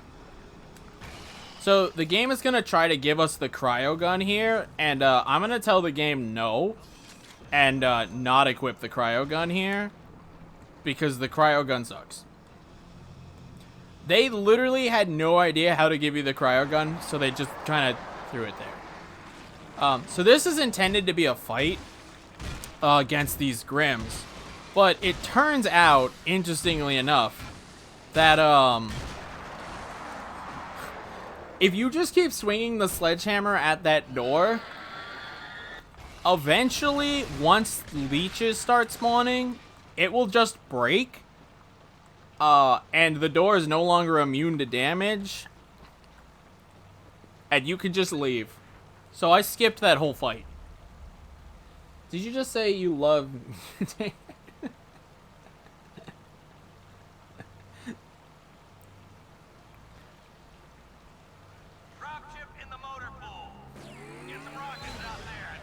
Alright. So now we're on the outside. We've basically gotten out. The hybrids are attacking. Be sure to take a wide left here, or you get mauled by that Jeep. And there's a fight here, but we're not gonna do it. And that's up there. So now Herbert explains himself to us, and we're gonna go to the boss fight for this chapter. There is blood on my hands, but we all do what we have to in order to survive.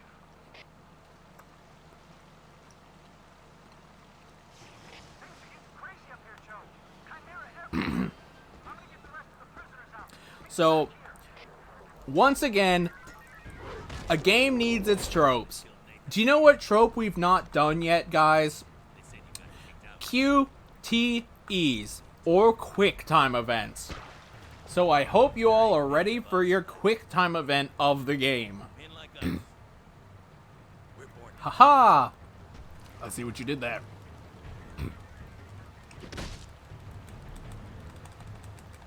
Thankfully, this quick time is fairly easy. It's only 5 button presses. Oh, so to anyone, again, who is squeamish, this is a bit gory. So you might not want to watch this. Just a heads up.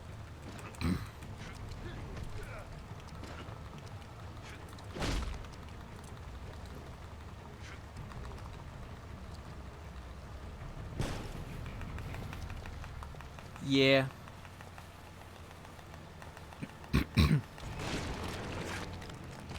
Alright, you're good to look back now. So, interestingly enough, this cutscene also loads weird. Free some of the others, but we gotta move. Everything's just gonna freeze, and that's how you know that scene's finished. You can look again, Rogue. As for when not to look, I think I missed that, and I apologize. Okay, so we're in New York. We made it to New York.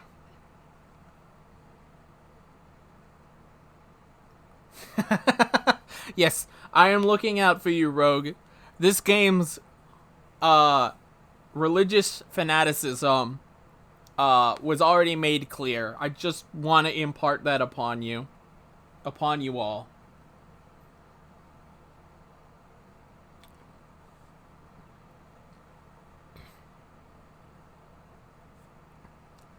So, for reference, just so everyone knows, if the run goes on pace, 35 minutes is how much time is left on this run.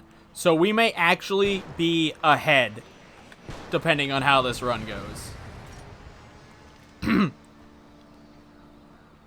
Alright, so we're meeting a new enemy here, called the Wildfire Hybrid. It's exactly what you think. It's a hybrid with a wildfire. I didn't mean to throw that, but it's fine. It's just an EMP. So, the goal for this fight is we're going to try to not get meleeed.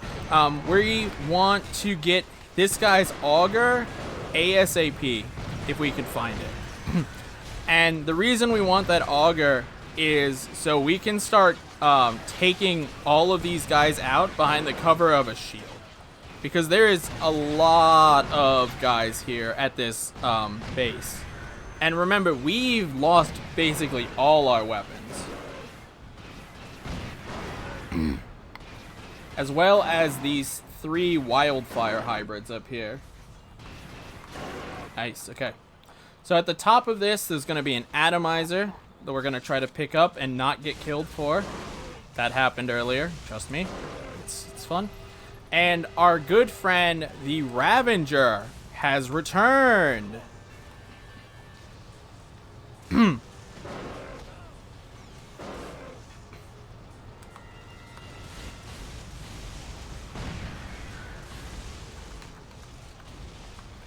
we're going to utterly obliterate him. One last wildfire. So there's a skip here, and we're actually going to do it once we get this checkpoint. So you're intended to fight a fight here with a bunch of hybrids trying to get into this room, but they actually put these gate things on this side where we can see them. And the reason that's good is because we can now walk through this gate. You're not intended to do that. You're supposed to survive a giant fight. A fight against these guys before that gate ever drops. It does turn out, though, if you destroy that early, the gate actually, well, soft locks, and you can no longer open it. Alright, so we're waiting for a dropship now.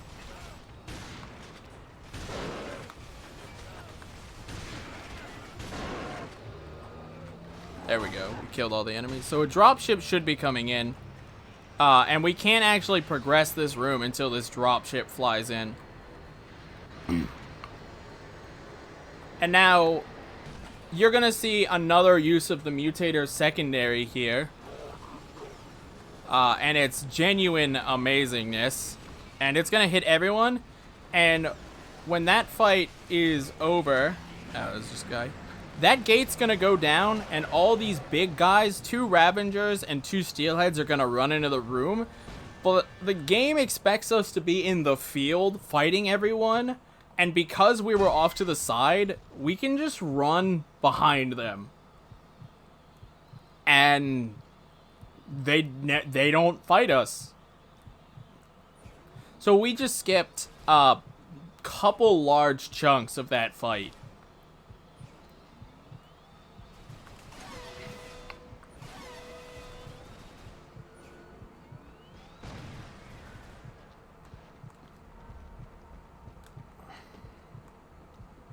So now we're in the subway, or the subway.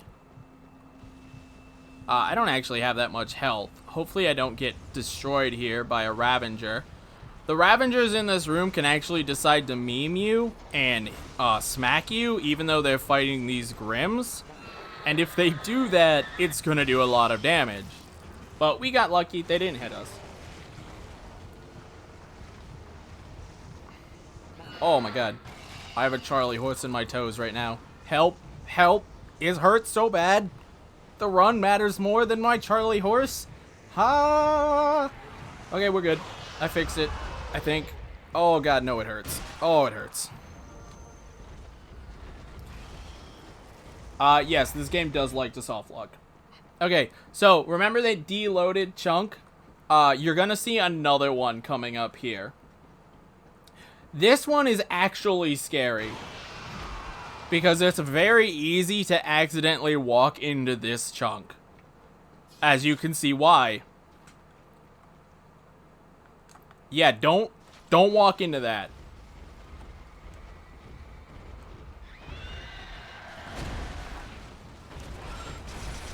So, spooter number 2.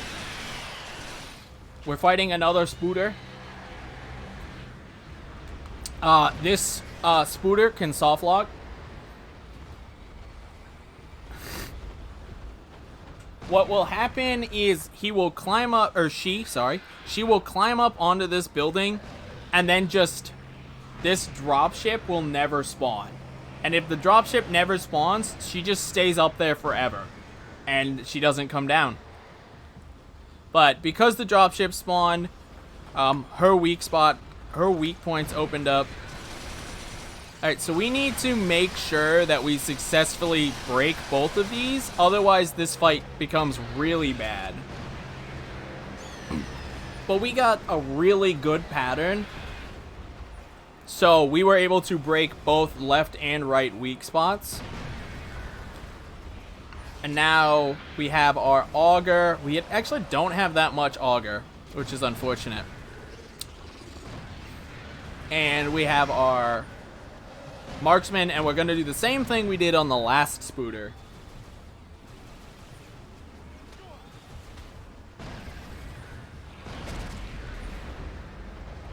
Good lag. Good, beautiful lag right there. Oh, don't move, Spooter. Don't move, Spooter. Don't move. Don't move. Don't move. Don't move. No, I'm going to run out of ammo. That sucks. So I'm just going to finish it off with a bullseye since I ran out of ammo. And now you can see, if you don't do the auger strat, just how much longer it takes to finish off the Widowmaker. Assuming gender. Come on, Strife. I already said, the game explicitly says all Widowmakers are female. There's no assumption in here. So now, unlike the last Widowmaker, we're going to use this one as a ladder, or as a stepping stone, and take advantage of that in order to access this new room.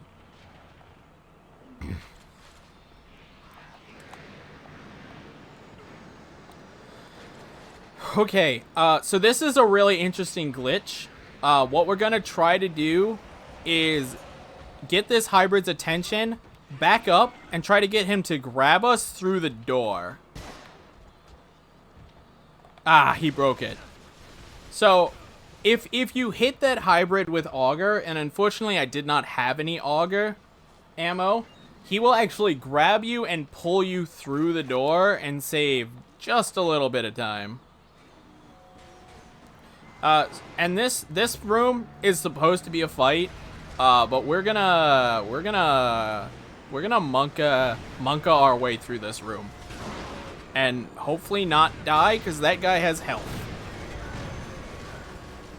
Woohoo!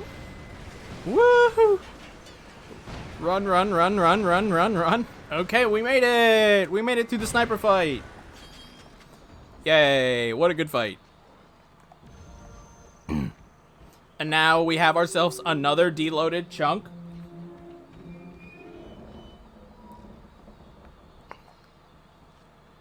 So it is possible for the elevator trigger to activate before this chunk loads.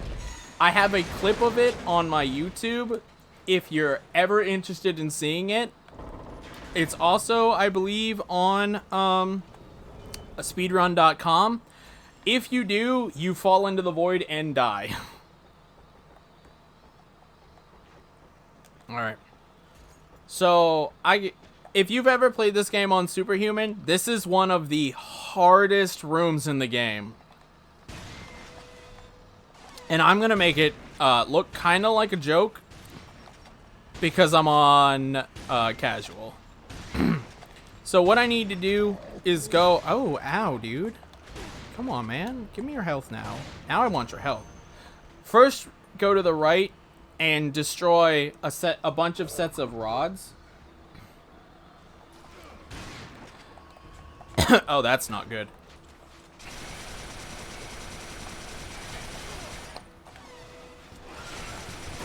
Oh, I need health really bad.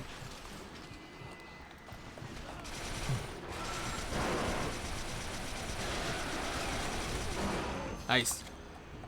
And then we're going to enter the second side and hit that switch. And then swap to the mutator. And you know what it means when we swap to the mutator. It means secondary fire time. All of those hybrids dead.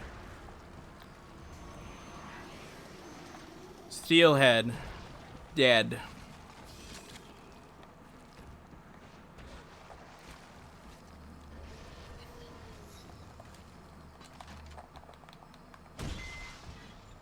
Can you not pause and let links... to my knowledge, I've not done extensive testing on it because on this model, it's not really needed. If you pause the game, I think it pauses loading. It's not like Uncharted. Okay, Central Park. So, Central Park is a really big sequence break, and I don't have shotgun ammo, which is unfortunate. It puts me in a very tight spot. I will see what I can do, but we're taking this specific right hug path here to skip a trigger that the game would try to kill us on. Oh, that was good health.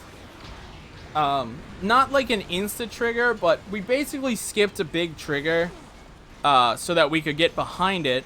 And now we're going to trigger another one, and I need an audio cue here, so hold up.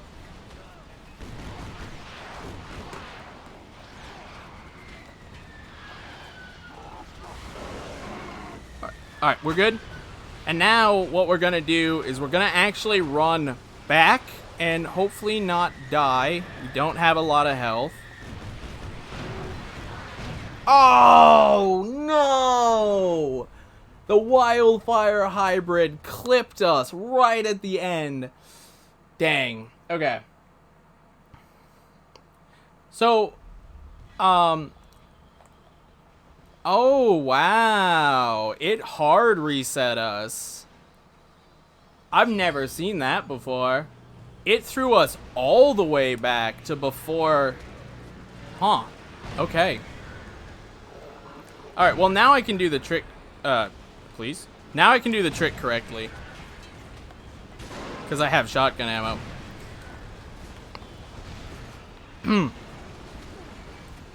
So, I gotta get that audio cue again, and then we're gonna run back and we're gonna kill everyone. So give me a second to make sure I get this audio cue.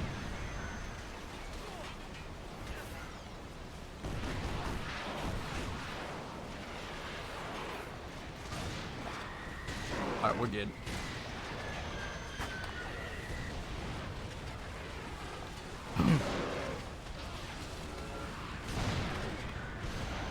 Alright, we got really good health drops on the second time through. Okay, so, now that we've done that, we are back on the safe side. And the reason you want to do that is because if you're on the side we were on, there is a lot of things shooting at you. There's like 6 stalkers.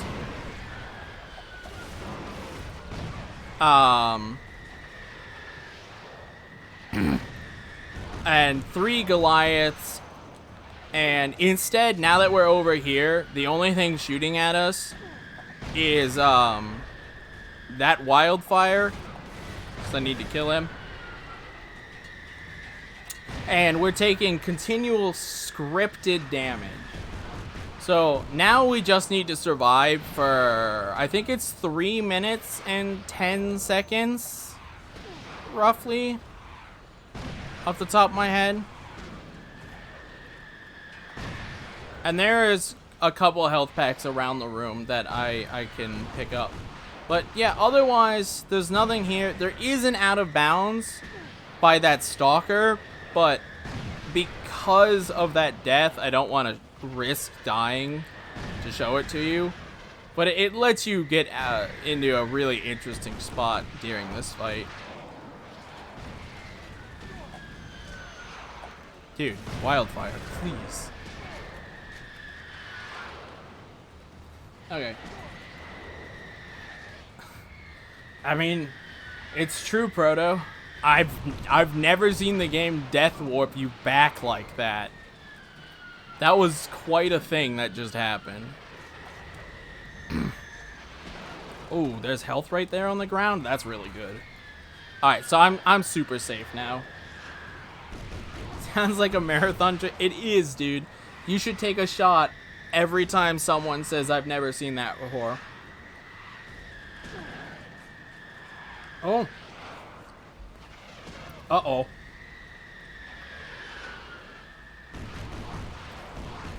Apologies for that. Those frame drops appear to be on my end. They should be fine, though. I don't know why they happened, but we should not drop any. If they keep happening, I know how to fix it. Or at least fix it some. Is a shot of key count? Yeah, go for it, man. I don't think we'll ever see this game on PC. I think it's gonna be a PlayStation exclusive forever. Alright, so that was Central Park Skip. Unfortunately, it was the first death of the run. Really, really sad. But, you know, it happens. It's whatever. At least I still got to show it off after the weird warp. Alright. Sabotage. Chapter 19.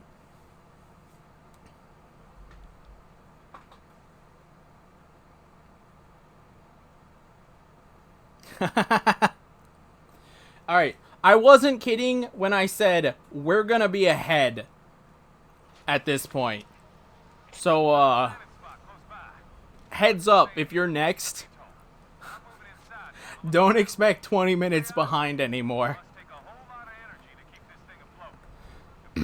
We're actually on world record pace, so we'll see what happens here.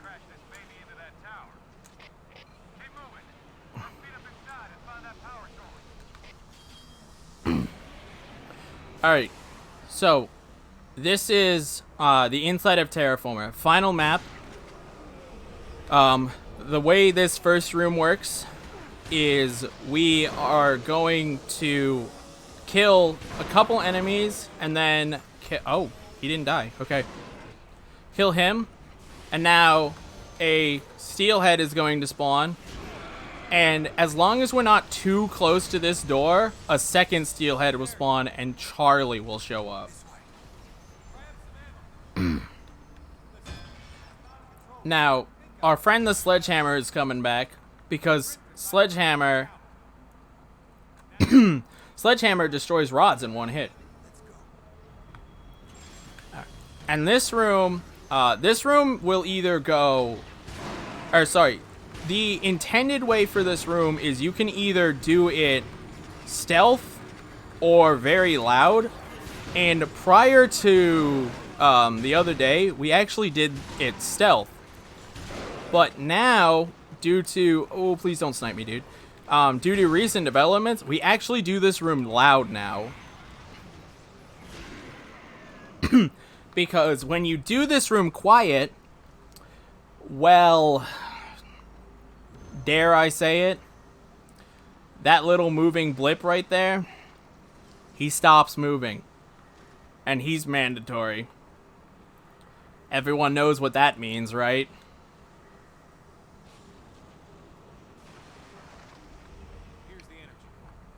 But thankfully, when you go in loud, it always works out for us. So all we gotta do is stay here until he fixes the console.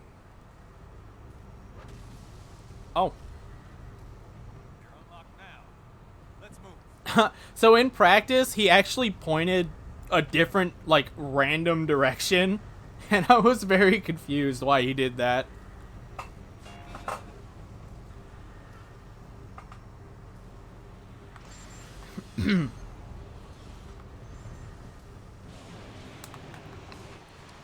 Alright, so we are going to... This is our last set of Ravengers. Hopefully we don't get wrecked here. We can get some health. Alright. And we're moving on.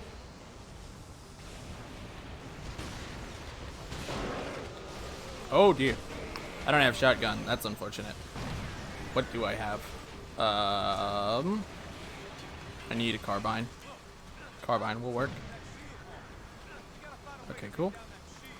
So we're gonna not do anything this game wants us to do, and we're just gonna hit that switch instead of fight and break both of those rods to get a checkpoint, and we're gonna leave that entire fight behind.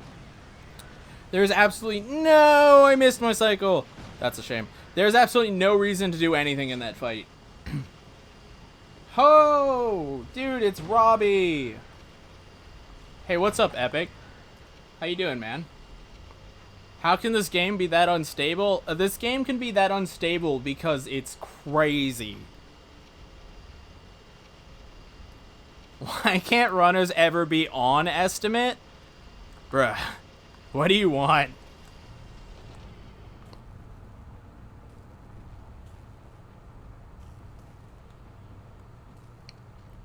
Hold up.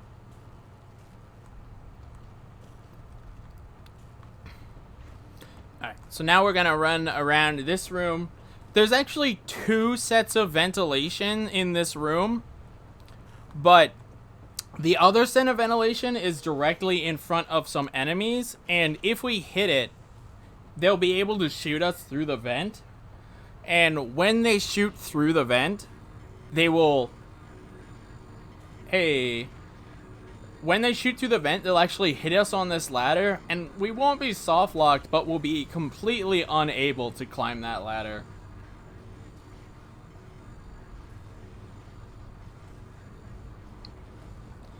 Alright. So, this room we're just gonna run through. I don't have any shotgun, because I got generous with my shots. So we're going to use the atomizer, which is the kind of, not really, second best thing. And hopefully not get destroyed. Alright. That wave of, that little blockade of enemies there is actually surprisingly difficult to get past. if they catch you, oh my god. If that wave of enemies catches you, you could get utterly wrecked. All right. Final big fight. So you may be looking at this and saying, "Oh no, you don't have a lot of health. You have a big fight coming up. What are you going to do?" Actually, we have the perfect amount of health. And the reason we have the perfect amount of health is we are going to death abuse here. It is actually faster to death abuse than do this fight the intended way. And if something goes horribly wrong, we now have a checkpoint.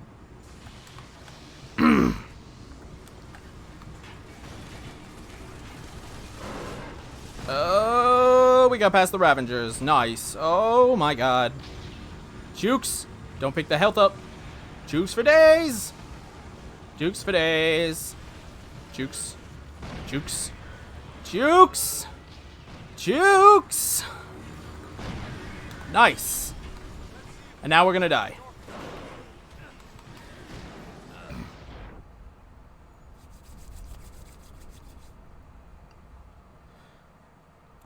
Marathon strats. Nah. This game is ran only as intended. Let's see if we can override the door controls. So, notice that huge fight. Every enemy's gone. And these rods are now exposed. So with these rods exposed and these last 2 enemies, the last remaining stand, we're going to take them out. And we are going to move on. Charlie, please. Charlie, please! Oh my god, Charlie, you just scared the crap out of me. Alright. This is it. We're moving on. I will let this dialogue speak for itself. You know, I'm not one for speeches, so I'm gonna leave you with this.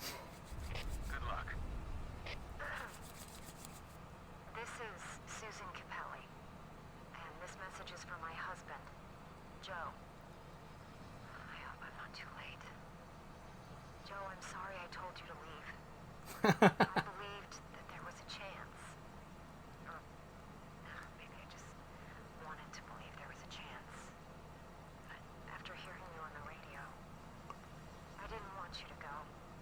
It was a mistake. I'm so sorry. Jack's good. And there's a doctor here. He gave him some medicine. And there's other kids for him to play with. But he misses you. I told him you would come home. Okay. Final boss. Chapter 20. The Promise. Joe, please come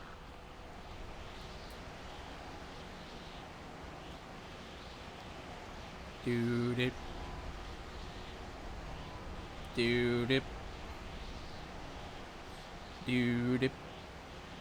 Okay. So, this room has a pattern we're going to try to hit. You have to destroy 6 out of the 8 rods in this room.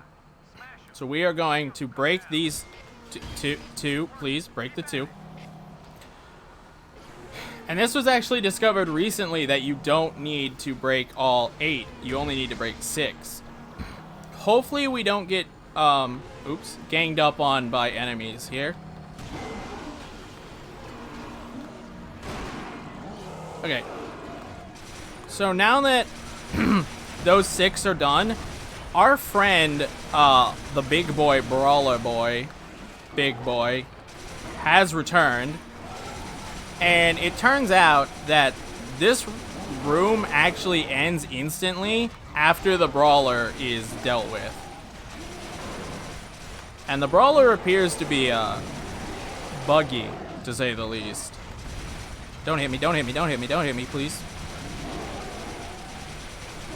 So we're gonna actually skip 2 whole rods by fighting the brawler super early.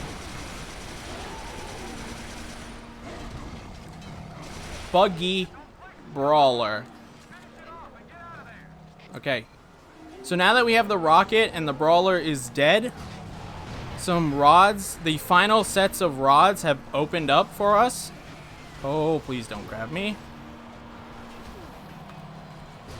I'm gonna back up, grab this health. Okay, final rods are done. And now, the last trope of this game. A scripted ending survival scene.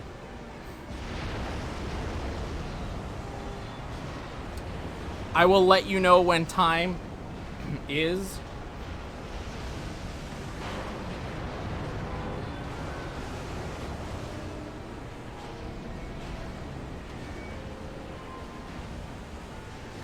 Alright. So, the fastest way to do this is to just fire and secondary. Fire and secondary.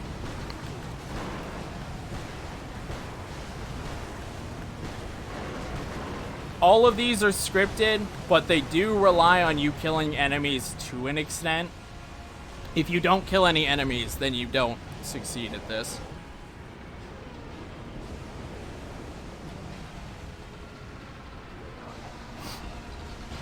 Now we're gonna do it again.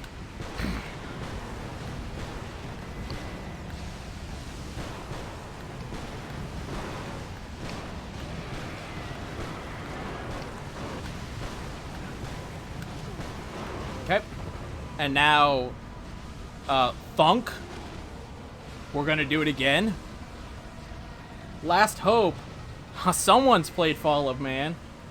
Last Hope is the final mission in Fall of Man. I see what you did there, and I appreciate it.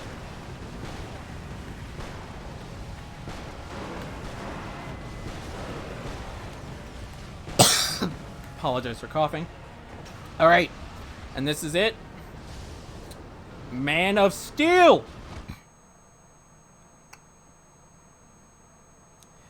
Final enemy. After I beat this guy, be ready on time. I will tell you when. It's not this guy's death. Okay? Time is after I get pulled into the helicopter and the cutscene starts. So be ready.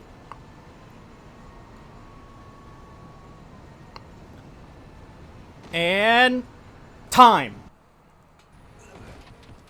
And that, boys and girls, is how you world record Resistance 3 at a marathon.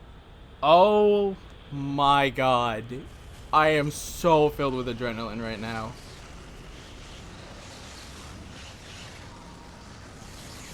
If you guys don't mind, really quick, let me do something really quick here.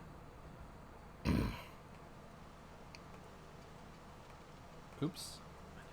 Just so this run, I could submit this VOD. I just want to put that on stream, and then I'll take it down, because I know that's a bit rude.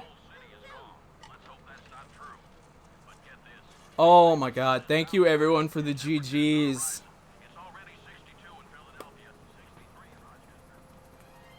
Oh. So I don't really have anything to say, just please come check out the Resistance Discord. Check me out in the schedule. I'll be running Apocalypse later. I'll be running Fall of Man, another Resistance game later. And I'll be running Peace Walker on the final day. So I got 3 more runs coming up. Hopefully you enjoyed this. They're all shorter than this, I promise you that. Thank you everyone for checking it out. Hopefully you enjoyed it.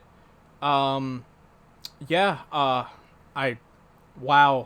don't have anything to say. Please check out Resistance, check out speedrunning the games if you're interested.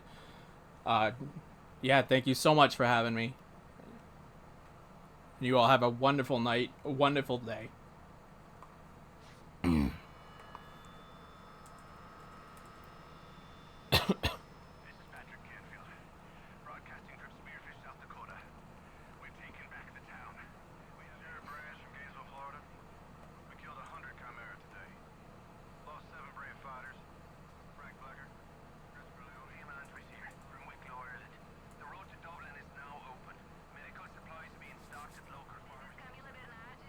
Broadcasting from somewhere.